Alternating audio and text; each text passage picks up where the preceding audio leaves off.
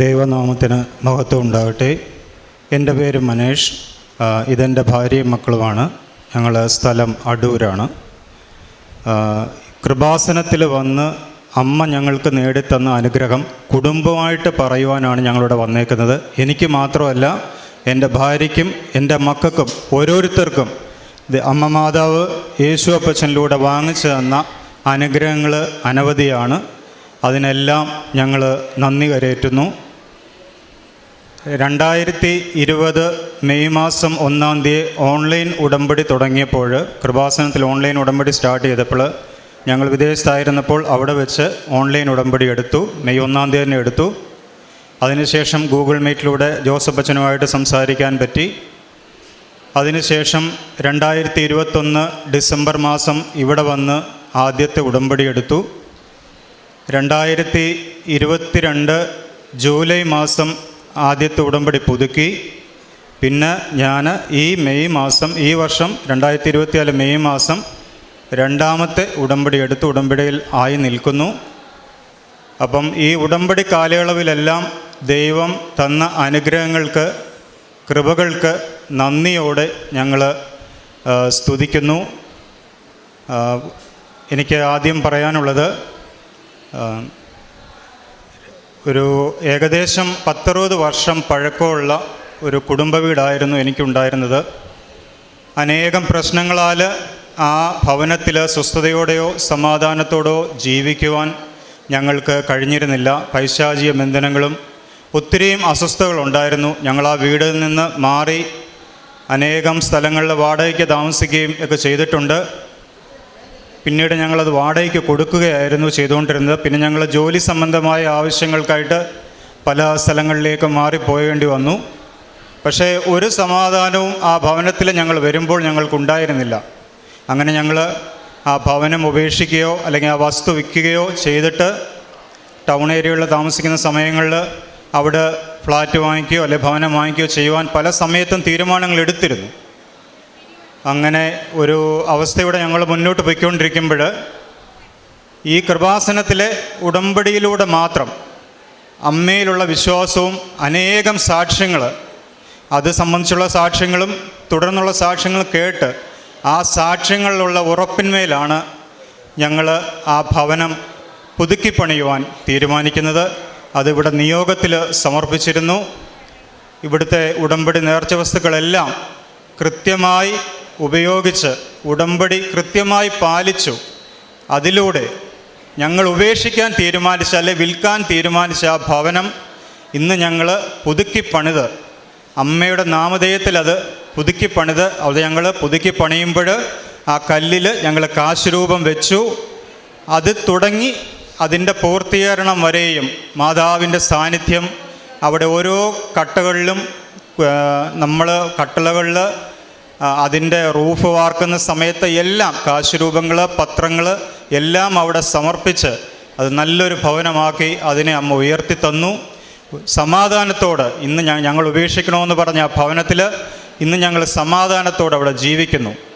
അത് ഒരു വലിയ മാറ്റമാണ്. കാരണം ആർക്കും വേണ്ടാതെ കിടന്നൊരു ഭവനത്തെ ആ പ്രദേശത്ത് ഞങ്ങൾ ഉയർത്തിയതിൽ മാതാവിനോട് നന്ദി പറയുന്നു.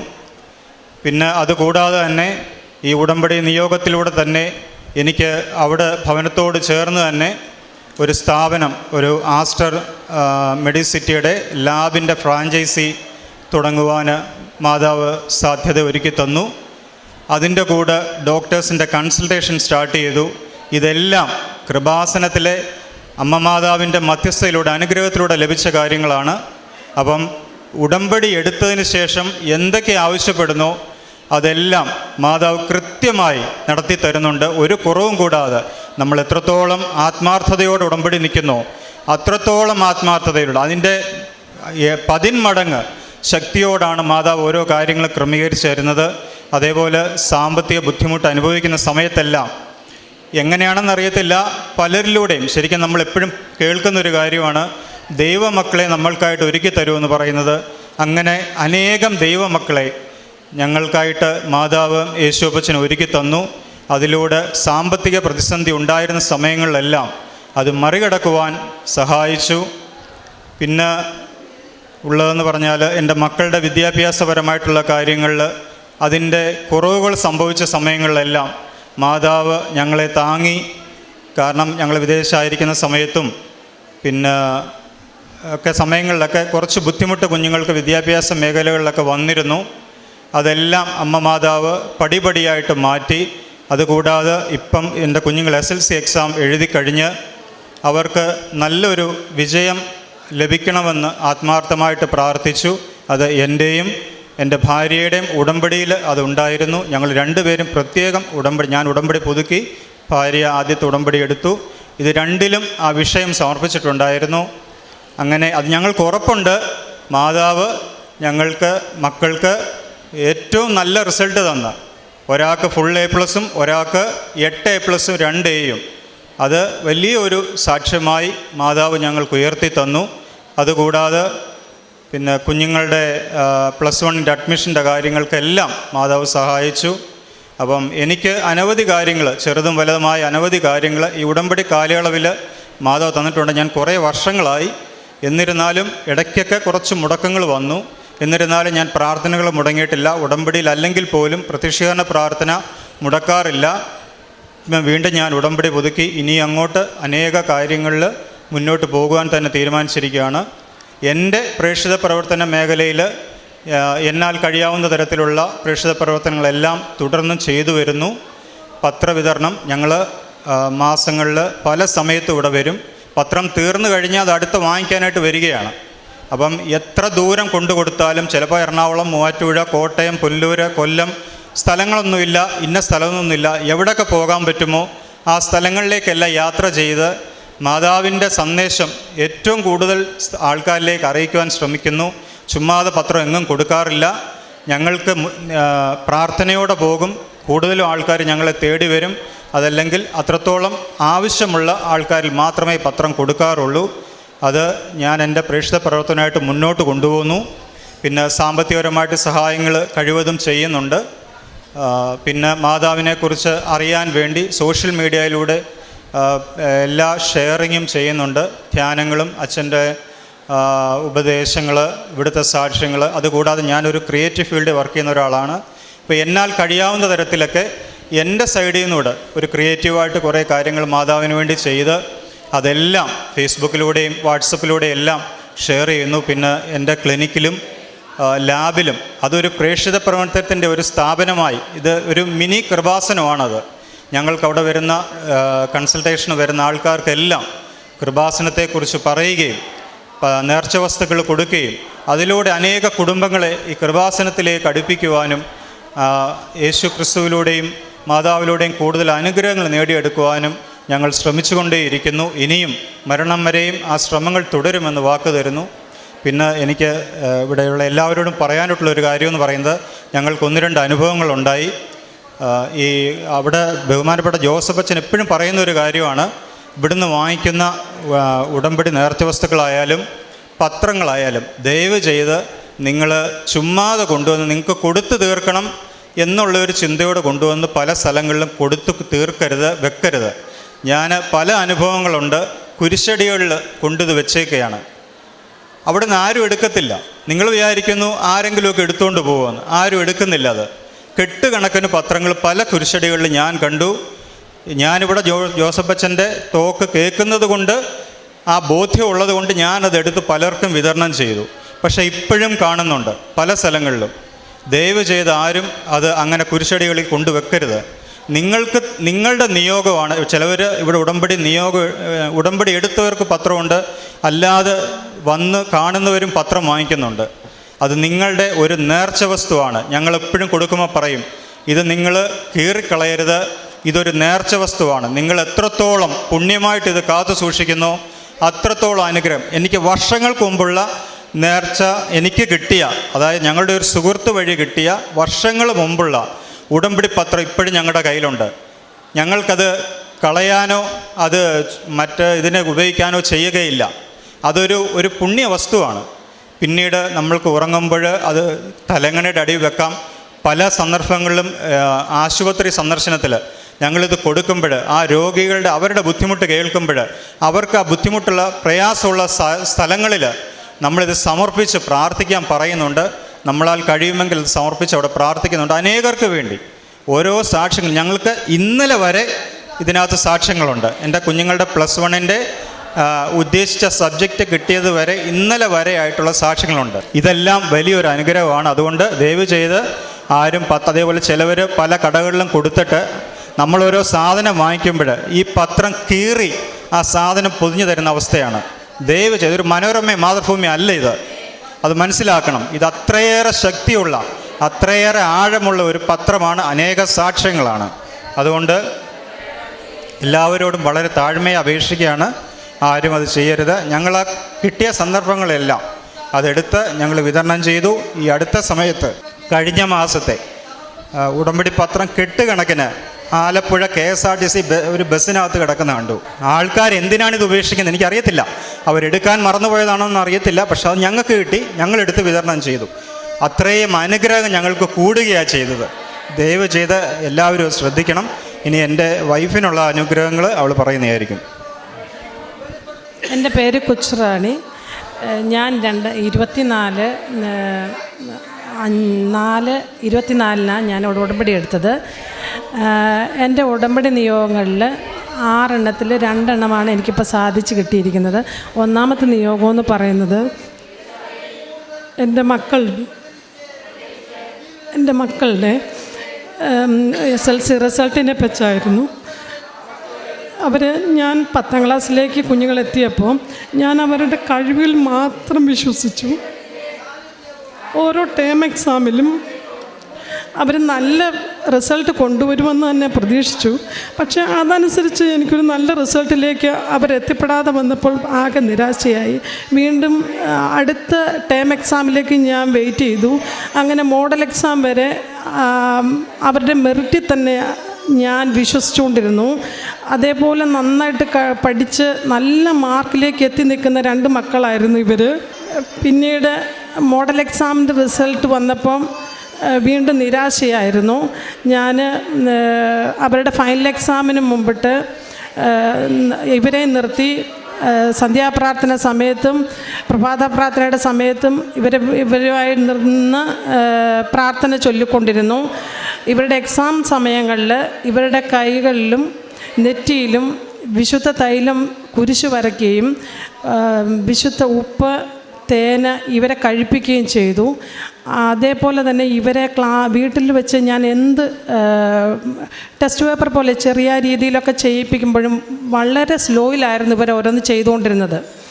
അപ്പം എനിക്കൊരു തിരിച്ചറിവുണ്ടായത് ഇവർ എക്സാമിന് പോകുമ്പം മുതൽ, അതായത് അവരുടെ എക്സാം എപ്പോൾ സ്റ്റാർട്ട് ചെയ്യുന്നു ആ സമയത്ത് ഞാൻ വീട്ടിലിരുന്ന് ബൈബിൾ പകർത്തി എഴുതാമെന്ന്.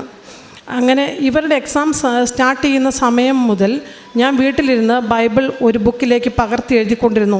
ഞാൻ എത്ര ഫാസ്റ്റായിട്ട് എഴുതുന്നോ അതേപോലെ അമ്മ മാതാവ് അവരുടെ കൈ പിടിച്ച് ഫാസ്റ്റായിട്ട് എഴുതിക്കുമെന്ന വിശ്വാസത്തിൽ ഞാൻ അതേ സ്പീഡിൽ ഇവരെ എക്സാം തീരുന്ന സമയം വരെ എഴുതിക്കൊണ്ടിരുന്നു.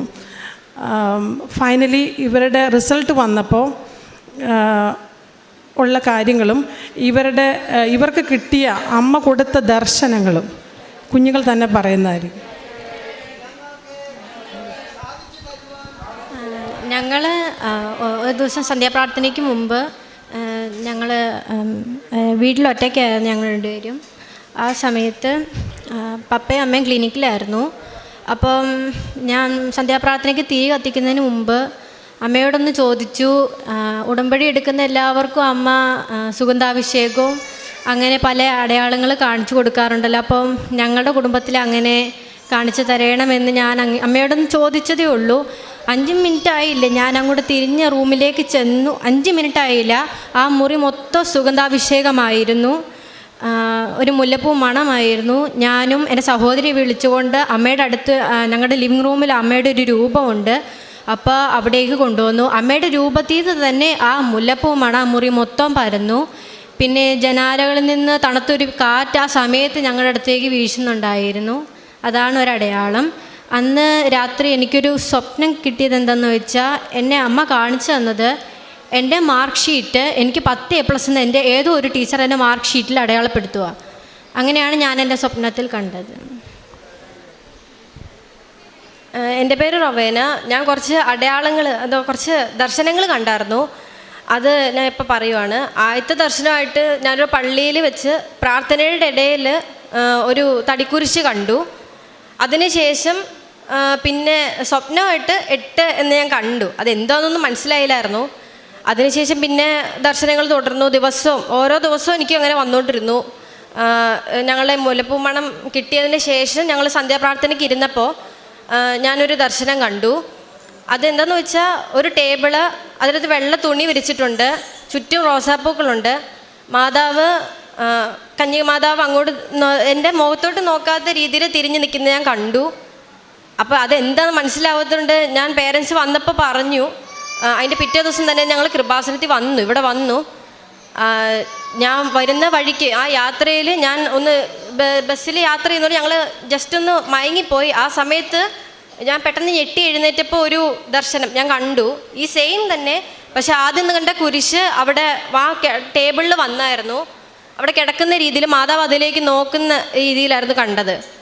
അപ്പോൾ ഇതും ഞാൻ വളരെയധികം ഒരു ഇതിലായിരുന്നു. അപ്പോൾ ഞാൻ ഇവിടെ വന്ന് ഫാദറിനോട് ചോദിക്കാൻ തീരുമാനിച്ചു. അപ്പോൾ ഇവിടുത്തെ ഫാദറിനോട് ചോദിച്ചു. ഫാദർ പറഞ്ഞു, എനിക്കത് പറയാൻ പറ്റില്ല, നീ തന്നെ അത് മാതാവിനോട് ചോദിക്കാൻ പറഞ്ഞു. എനിക്ക് തീരെ അറിയത്തുമില്ല. ഞാൻ ഞാൻ പ്രാർത്ഥിച്ചു. ഞാൻ പ്രാർത്ഥന തുടർന്നു. അന്ന് മുതൽ ഞങ്ങൾ കൊന്തകൾ അടുപ്പിച്ച് ചൊല്ലാൻ തുടങ്ങി. രാത്രി ചൊല്ലും, ഞാൻ കൈക്കൊന്ത് അതിനൊപ്പം തന്നെ ചൊല്ലാൻ തുടങ്ങി. അങ്ങനെ പോകുന്ന വഴിയിലും എല്ലാം.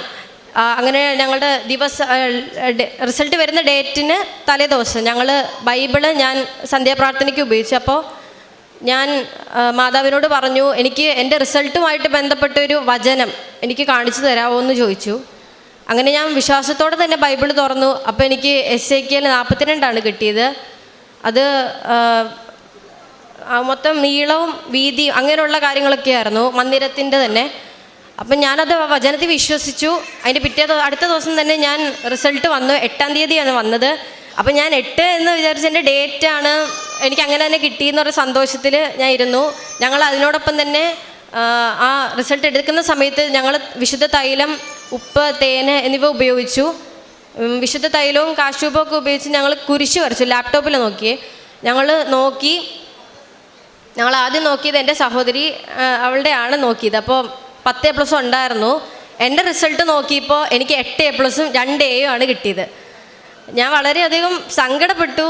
എനിക്കിങ്ങനെ ആയിപ്പോയല്ലോ, അങ്ങനെ ഒരു ഇതായിരുന്നു. പക്ഷേ കുറച്ച് ദിവസങ്ങൾക്ക് ശേഷം ഞങ്ങളുടെ അലോട്ട്മെൻറ്റ് വന്നുകൊണ്ടിരുന്നു. അലോട്ട്മെൻറ്റിൽ എനിക്ക് അപ്പോൾ ഒരു വിഷമമായിരുന്നു. കാരണം ആദ്യമൊന്നും എനിക്ക് സയൻസ് കിട്ടില്ല. എനിക്ക് ഇഷ്ടം സയൻസ് ആയിരുന്നു, പക്ഷെ എനിക്കത് കിട്ടില്ല എന്നുള്ള വിഷമമായിരുന്നു. അവസാനം തന്നെ മാതാവ് എൻ്റെ സങ്കടത്തിന് ഒരു ഉത്തരം തന്നു. എനിക്ക് സയൻസ് തന്നെയാണ്. ഞങ്ങൾക്ക് 2 പേർക്ക് സയൻസ് കിട്ടി.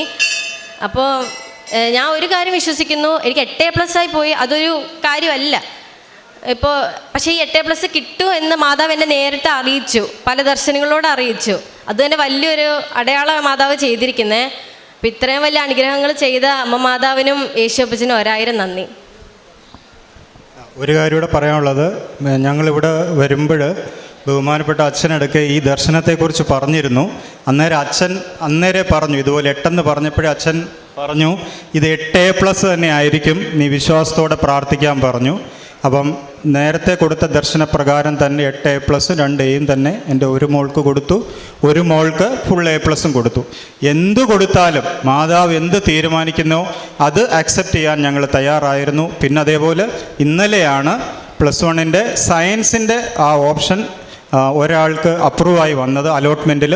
അതുകൊണ്ടാണ് ഞങ്ങൾ ഇന്ന് സാക്ഷ്യം പറയാനായിട്ട് വന്നത്. അങ്ങനെ ഞങ്ങൾ പ്രാർത്ഥിച്ചതും ആഗ്രഹിച്ചതും അതേപടി മാതാവ് കുഞ്ഞുങ്ങളുടെ റിസൾട്ടിൽ കാണിച്ചു തന്നു. അതിന് യേശുപ്പച്ചനോട് അമ്മ മാതാവ് 1000 നന്ദി പറയുന്നു.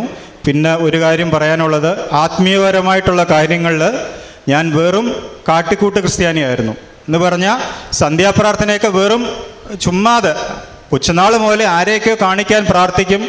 ബൈബിള് ഒരു വചനമൊക്കെ പറഞ്ഞു തീരാൻ ഭയങ്കര ബുദ്ധിമുട്ടായിരുന്നു. അല്ലെങ്കിൽ ഒരു ഇതൊക്കെ അത് കൂടുതലും സങ്കീർത്തനം മാത്രം എടുത്ത് എളുപ്പമുള്ളതുകൊണ്ട് സങ്കീർത്തനം മാത്രം പ്രാർത്ഥിക്കും. അങ്ങനെയൊക്കെ പൊയ്ക്കൊണ്ടിരുന്നതാണ് കൗമാര കാലഘട്ടവും അതിന് മേളിലോട്ടെല്ലാം. പക്ഷേ കൃപാസനത്തെക്കുറിച്ച് എന്ന് അറിഞ്ഞു തുടങ്ങിയോ, ആത്മീയപരമായിട്ട് എത്രത്തോളം അടുത്ത് തുടങ്ങിയോ, ജോസഫ് അച്ഛൻ്റെ പ്രാർത്ഥനകളും ഇവിടുത്തെ സാക്ഷ്യങ്ങളും കേട്ട് തുടങ്ങിയതിന് ശേഷം ഇപ്പോൾ ഏകദേശം കുറേ വർഷങ്ങളായിട്ട് ആത്മീയപരമായിട്ട് മുന്നോട്ട് ജീവിക്കുവാൻ വളരെയധികം ശക്തി ഞങ്ങൾക്ക് ലഭിക്കുന്നു. 0-ൽ നിന്ന് ഞങ്ങളിപ്പോൾ കയറിക്കൊണ്ടിരിക്കുകയാണ്. 100% ഒന്നും ആയിട്ടില്ല. പക്ഷേ വളരെയേറെ മാറ്റം. കുടുംബ പ്രാർത്ഥനയൊന്നും ഇല്ലായിരുന്നു, കുർബാന കൊള്ളലില്ലായിരുന്നു. പക്ഷേ ഇതെല്ലാം ഇപ്പോൾ കൃത്യമായിട്ട് ചെയ്യുന്നു. അങ്ങനെ ഒരു വലിയ മാറ്റം, ആത്മീയപരമായിട്ടൊരു വലിയ മാറ്റം ഈ ഉടമ്പടിയിലൂടെ ഞങ്ങൾക്ക് ലഭിച്ചു. ഇപ്പോഴും ഈ ഉടമ്പടി പുതുക്കിയപ്പോഴും ഒരു നിയോഗം തന്നെ അതാണ്.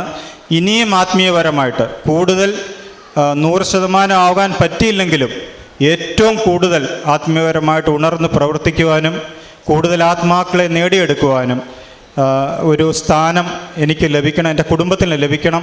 ഞങ്ങളിലൂടെ അനേകം ആൾക്കാരെ കൃപാസനത്തിലേക്ക് കൊണ്ടുവരുവാനും ദൈവവിശ്വാസത്തിലേക്ക് കൊണ്ടുവരുവാനും ദൈവവും അമ്മ മാതാവും ഇടയാക്കണം എന്നാണ് ഞങ്ങൾ പ്രാർത്ഥിക്കുന്നത്, ആഗ്രഹിക്കുന്നത്.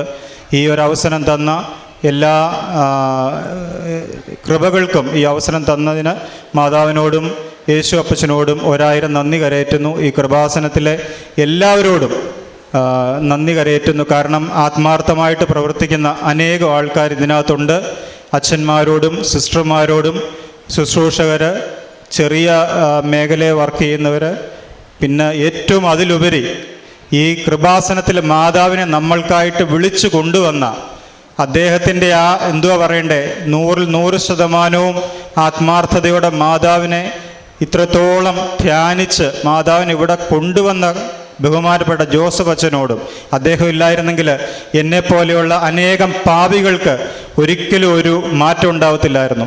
ജോസഫ് അച്ഛൻ ഇല്ലായിരുന്നെങ്കിൽ ഈ കൃപാസനം ഇവിടെ ഉണ്ടാവത്തില്ലായിരുന്നു. ജോസഫ് അച്ഛൻ ഇല്ലായിരുന്നെങ്കിൽ എന്നെപ്പോലെയും നിങ്ങളെപ്പോലെയുമുള്ള കോടാനുകോടി ജനങ്ങൾ കൃപാസന അമ്മ മാതാവിനെക്കുറിച്ച് അറിയത്തില്ലായിരുന്നു. നമ്മളിപ്പോഴും വെറും ഒരു ക്രിസ്ത്യാനിയായിട്ട് ജീവിച്ചേനെ. അപ്പം ബഹുമാനപ്പെട്ട ജോസഫ് അച്ഛനോടും 1000 നന്ദി കരയേറ്റുന്നു. എല്ലാവിധ ആയുസ്സും ആരോഗ്യവും നേരുന്നു. പരിശുദ്ധ അമ്മയുടെ മധ്യസ്ഥതയിൽ ഇപ്പം വളരെ വ്യക്തമായിട്ട് ഒരു കുടുംബം നമ്മുടെ മുമ്പിൽ സാക്ഷ്യം പറയുമ്പം തന്നെയും ഇനി ഇവരൊരുമിച്ച് പ്രാർത്ഥിക്കാറുണ്ട് എന്ന് പറയേണ്ട ഒരു സാക്ഷ്യമായിട്ട് പറയേണ്ട ആവശ്യമില്ല. കാരണം സമയം കണ്ടെത്തി ഈ സാക്ഷ്യം പറയാനായിട്ട് ഇന്ന് ഈ ആലയത്തിൽ എത്തിച്ചേരുമ്പോൾ അതിൽ ഒരാളുടെ ബോധ്യമല്ല, ഇപ്പം ഒരു കുടുംബനാഥൻ എന്ന നിലയിൽ വിശ്വാസത്തിൻ്റെ കൂടി ഒരു ഡിറക്ഷൻ ആ അപ്പച്ചൻ തന്നെയാണ് ആദ്യം, അല്ലെങ്കിൽ കുടുംബത്തിൻ്റെ നാഥൻ തന്നെയാണ് സാക്ഷ്യം പറഞ്ഞത് ഇപ്പോൾ അവസാനിപ്പിച്ചത്. ഒപ്പം വിശ്വാസത്തിലൊരു അമ്മയുടെ സാക്ഷ്യം അമ്മയും, ഒപ്പം ആ വിശ്വാസ കൈമാറ്റം വളരെ വ്യക്തമായിട്ട് ആ മക്കൾക്കും. നമ്മൾ ജോയൽ പ്രവാചകൻ്റെ പുസ്തകത്തിൽ നിങ്ങൾക്കുടെ പുത്രി പുത്രന്മാർക്ക് ദർശനമുണ്ടാവും, യുവതി യുവാക്കന്മാർ പ്രവചിക്കും എന്നൊക്കെ പറഞ്ഞ് ജോയൽ പ്രവാചകൻ അക്കാലത്തെന്നും പറഞ്ഞ ഒരു 2ാമത്തെ അധ്യായത്തിൽ കുറച്ച് വാക്കുകളുണ്ട്. ഉടമ്പടിയുടെ കാലയളവിൽ സാക്ഷ്യങ്ങൾ പരിശോധിക്കുമ്പോൾ നിങ്ങൾക്കറിയാം, ഇതുപോലെ ദർശനങ്ങളിലൂടെയും സ്വപ്നങ്ങളിലൂടെയും ദൈവം ബൈബിളിലുടനീളം അങ്ങനെ തന്നെയാണ് ദൈവം പഴയ നിയമത്തിലും പുതിയ നിയമത്തിലുമൊക്കെ സംസാരിക്കുന്നത്. ഓരോരുത്തർക്ക് ദർശനമുണ്ട്. ഇപ്പോൾ അപ്പോസ്തല പ്രവർത്തനങ്ങളിൽ ഫിലിപ്പോസിനോട് എഴുന്നേറ്റ് അങ്ങോട്ട് നടക്കാൻ പറയുന്നതും കർത്താവിൻ്റെ അരുളപ്പാടുണ്ടായെന്ന് പറയുന്നതും, പഴയ നിയമത്തിലെ ജോസഫും പുതിയ നിയമത്തിലെ ജോസഫും ഒക്കെ സ്വപ്നം കാണുന്നതുമെല്ലാം വ്യക്തമായിട്ടൊരു ക്ലാരിറ്റി. ഇപ്പോൾ ഈ മക്കൾ ഈ പ്രാർത്ഥനയിൽ ഈ കുടുംബത്തിനോട് ചേർന്ന് നിൽക്കുമ്പം അവർക്കും വ്യക്തമായിട്ട് വരും. അത് അവർ തന്നെയാണ് സാക്ഷ്യപ്പെടുത്തിയത്, അത് തന്നെയാണ് നമ്മൾ ആഗ്രഹിക്കുന്നതും. അത്ഭുതവും അടയാളവും ദർശിച്ചവർ തന്നെ സാക്ഷ്യപ്പെടുത്തും. അപ്പോൾ ഒരു കുടുംബം വ്യക്തമായിട്ട് അതും പ്രേക്ഷിത പ്രവർത്തനത്തിനെക്കുറിച്ചുള്ള ബോധ്യമുണ്ട്. എന്താണ് ഉടമ്പടിയുടെ ലക്ഷ്യം എന്താണെന്നുള്ള ഒരു ജ്ഞാനം ഒരു പക്ഷേ ഉടമ്പടി ആരാധനയിലൂടെയും ബഹുമാനപ്പെട്ട അച്ഛൻ്റെ ടോക്കിലൂടെയും ഒപ്പം സാക്ഷ്യങ്ങളൂടെ ലഭിച്ചിട്ടുണ്ട്. പത്രപ്രേക്ഷിത പ്രവർത്തനത്തിന് എന്തുകൊണ്ടാണ് അത് നൽകണമെന്ന് പറയുന്നതിൻ്റെ ഗൗരവവും സീരിയസ്നെസ്സും അതിൻ്റെ പിന്നീട് ദൈവിക പദ്ധതി എന്താണെന്നുമൊക്കെ ബോധ്യപ്പെട്ടാണ് ഈ സാക്ഷ്യം പറയുന്നത്. ഇപ്പം ഒരു കുടുംബം മുഴുവൻ അമ്മയുടെ പ്രത്യക്ഷീകരണത്തിൻ്റെ സാക്ഷ്യം പറയാൻ എത്തുന്നത് ഇവിടെ നമ്മൾ സ്ഥിരമായിട്ട് കാണുന്നതാണ്. എങ്കിലും ഇങ്ങനൊരു ബോധ്യപ്പെട്ട് സാക്ഷ്യം പറയുവാനായിട്ട് പരിശുദ്ധ അമ്മയോടൊപ്പം നിന്നതിനും ഇപ്പോൾ പറഞ്ഞു നിർത്തിയതുപോലെ ഇന്നലത്തെ ദിവസം വരെയുള്ള കാര്യങ്ങളൊക്കെയും അവർക്ക് പറയാനായിട്ട് ദൈവം ഇടവരുത്തിയത്. അപ്പോൾ ഇനിയും ഉടമ്പടി ജീവിതം മുന്നോട്ട് പോകുമ്പോൾ ഇനിയും ഇവരിലൂടെ പരിശുദ്ധ അമ്മ, ഇവരുടെ ഉടമ്പടിയിലൂടെ പരിശുദ്ധ അമ്മ ലക്ഷ്യം വെച്ചതെല്ലാം കൃപാവര പദ്ധതിയെല്ലാം നിറവേറട്ടെ എന്ന് പ്രാർത്ഥിക്കുന്നു. നമുക്ക് കരങ്ങളടിച്ച് ദൈവത്തിൻ്റെ നാമം മഹത്വപ്പെടുത്താം. ഈ കൃപാസന അൾത്താരെ വന്ന് ദൈവത്തെ മഹത്വപ്പെടുത്താൻ തന്ന അനുഗ്രഹത്തിന് ഞാൻ 1000 കോടി ത്രിയേക ദൈവത്തിന് സമർപ്പിക്കുന്നു. എൻ്റെ പേര് സൗമ്യ, ഞാൻ ബെഹ്റിൽ നിന്ന് വരുന്നു. ഞാൻ ഇവിടെ ആദ്യമായി കൃപാസനത്തെക്കുറിച്ച് അറിഞ്ഞത് യൂട്യൂബ് വഴിയാണ്.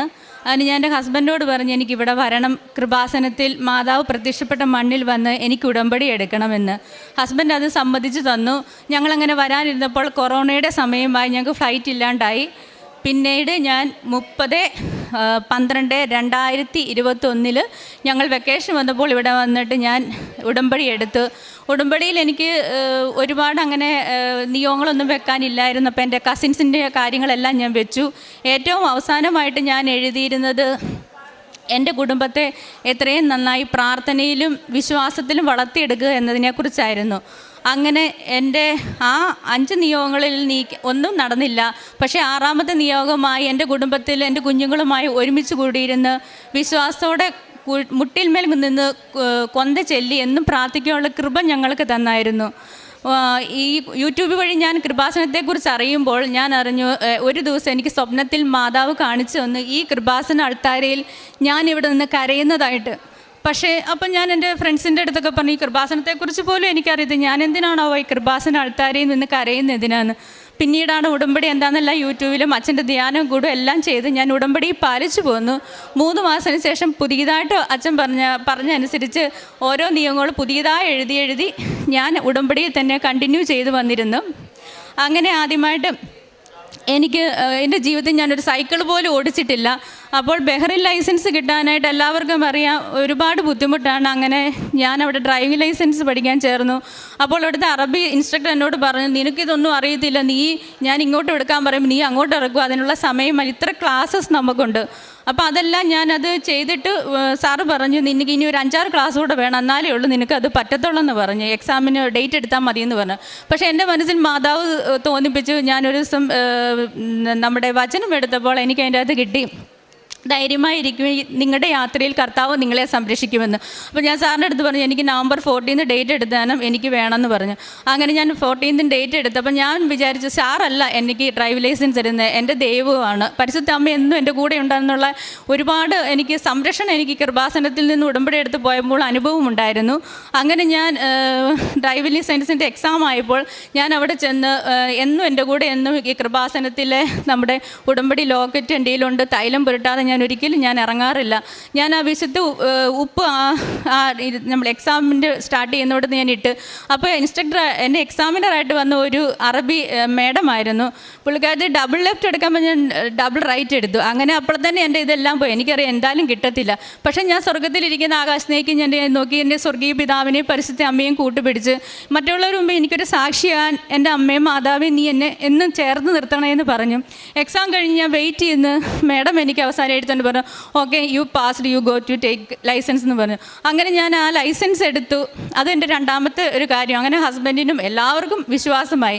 പിന്നെ ഹസ്ബൻഡിന് മാതാവിൽ ഭയങ്കര വിശ്വാസമാണ്. പക്ഷേ എല്ലാവർക്കും അറിയാവുന്ന പോലെ കൃപാസനത്തിൽ പ്രത്യക്ഷപ്പെട്ടോ എന്നുള്ളൊരു ഡൗട്ട് എല്ലാവർക്കും ഉണ്ടല്ലോ. അപ്പം ഞാൻ അമ്മയോട് പറഞ്ഞു, അമ്മേ എനിക്ക് പൂർണ്ണമായി അറിയാം എൻ്റെ അമ്മ പ്രത്യക്ഷപ്പെട്ടെന്ന്.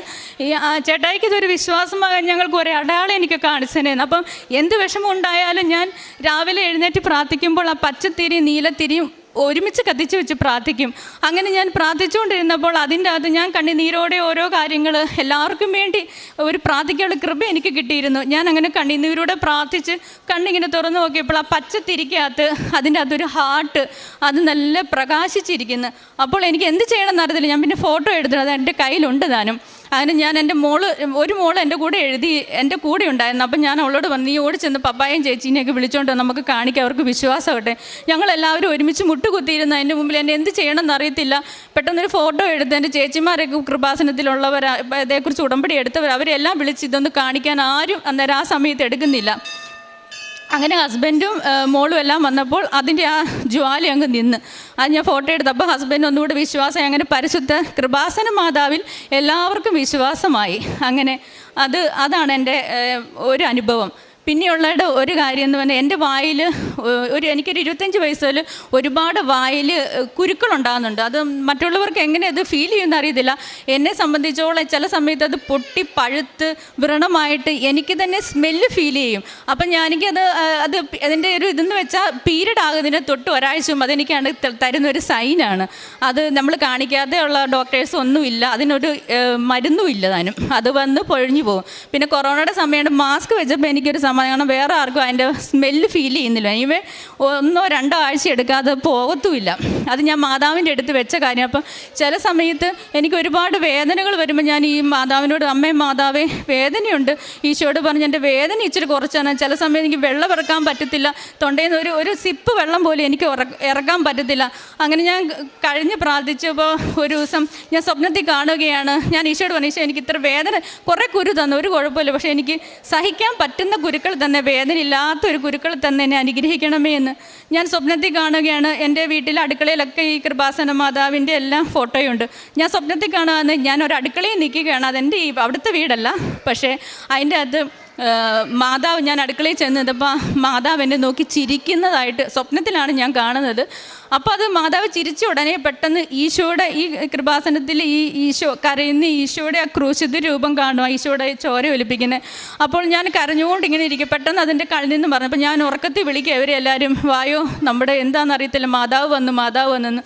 പിന്നെ എനിക്കത് മനസ്സിലാക്കുന്നത്, എൻ്റെ മകൻ ഇത്രയും വേദന അനുഭവിച്ചല്ലേ, ഈശോ ഇത്രമായി വേദന അനുഭവിക്കുമ്പോൾ നിൻ്റെ ഈ വേദനയാണോ എന്നാണ് എന്നെ ചോദിച്ചതെന്ന് എനിക്ക് മനസ്സിലായി. അതിനുശേഷം എനിക്ക് വായിക്കാത്തൊരു 3-4 കുരുക്കൾ ഉണ്ടെങ്കിൽ പോലും എനിക്കതിന് ഒരു ഇതുപോലെയുള്ള പഴയതുപോലെയുള്ള പ്രശ്നങ്ങൾ എൻ്റെ ജീവിതത്തിലില്ല.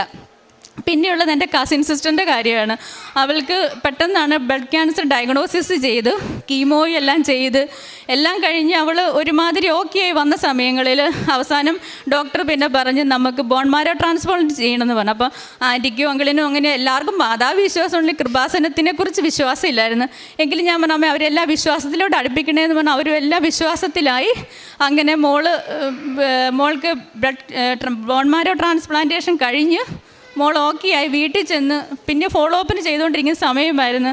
ഒരു ദിവസം ഒരു കുഴപ്പമില്ലാണ്ട് കുട്ടി നെക്സ്റ്റ് അപ്പോയിൻമെൻറ്റിന് പോയി അവിടെ ചെന്ന് കഴിഞ്ഞപ്പോൾ പെട്ടെന്ന് സിക്കായി. അവളങ്ങനെ 2023 ഒക്ടോബർ 8 ഞങ്ങളിൽ നിന്നും വേർപെട്ട് പോയി.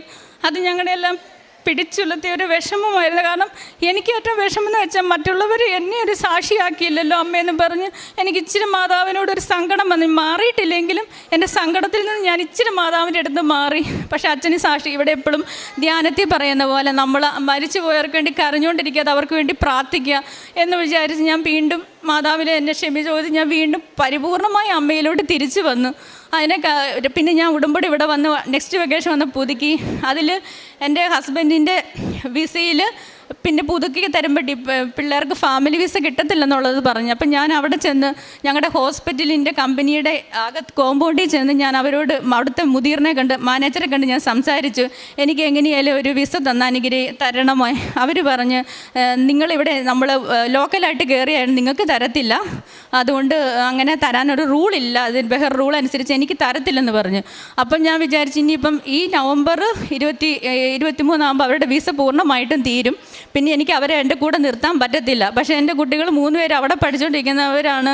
അവർക്ക് ഇവിടെ വന്ന് ഹസ്ബൻഡുമായിട്ട് ഒരുമിച്ച് ഇവിടുത്തെ കുട്ടികളൊക്കെ ആയിട്ട് അഡ്ജസ്റ്റ് ആവുന്ന ആകെ വിഷമമായിരുന്നു.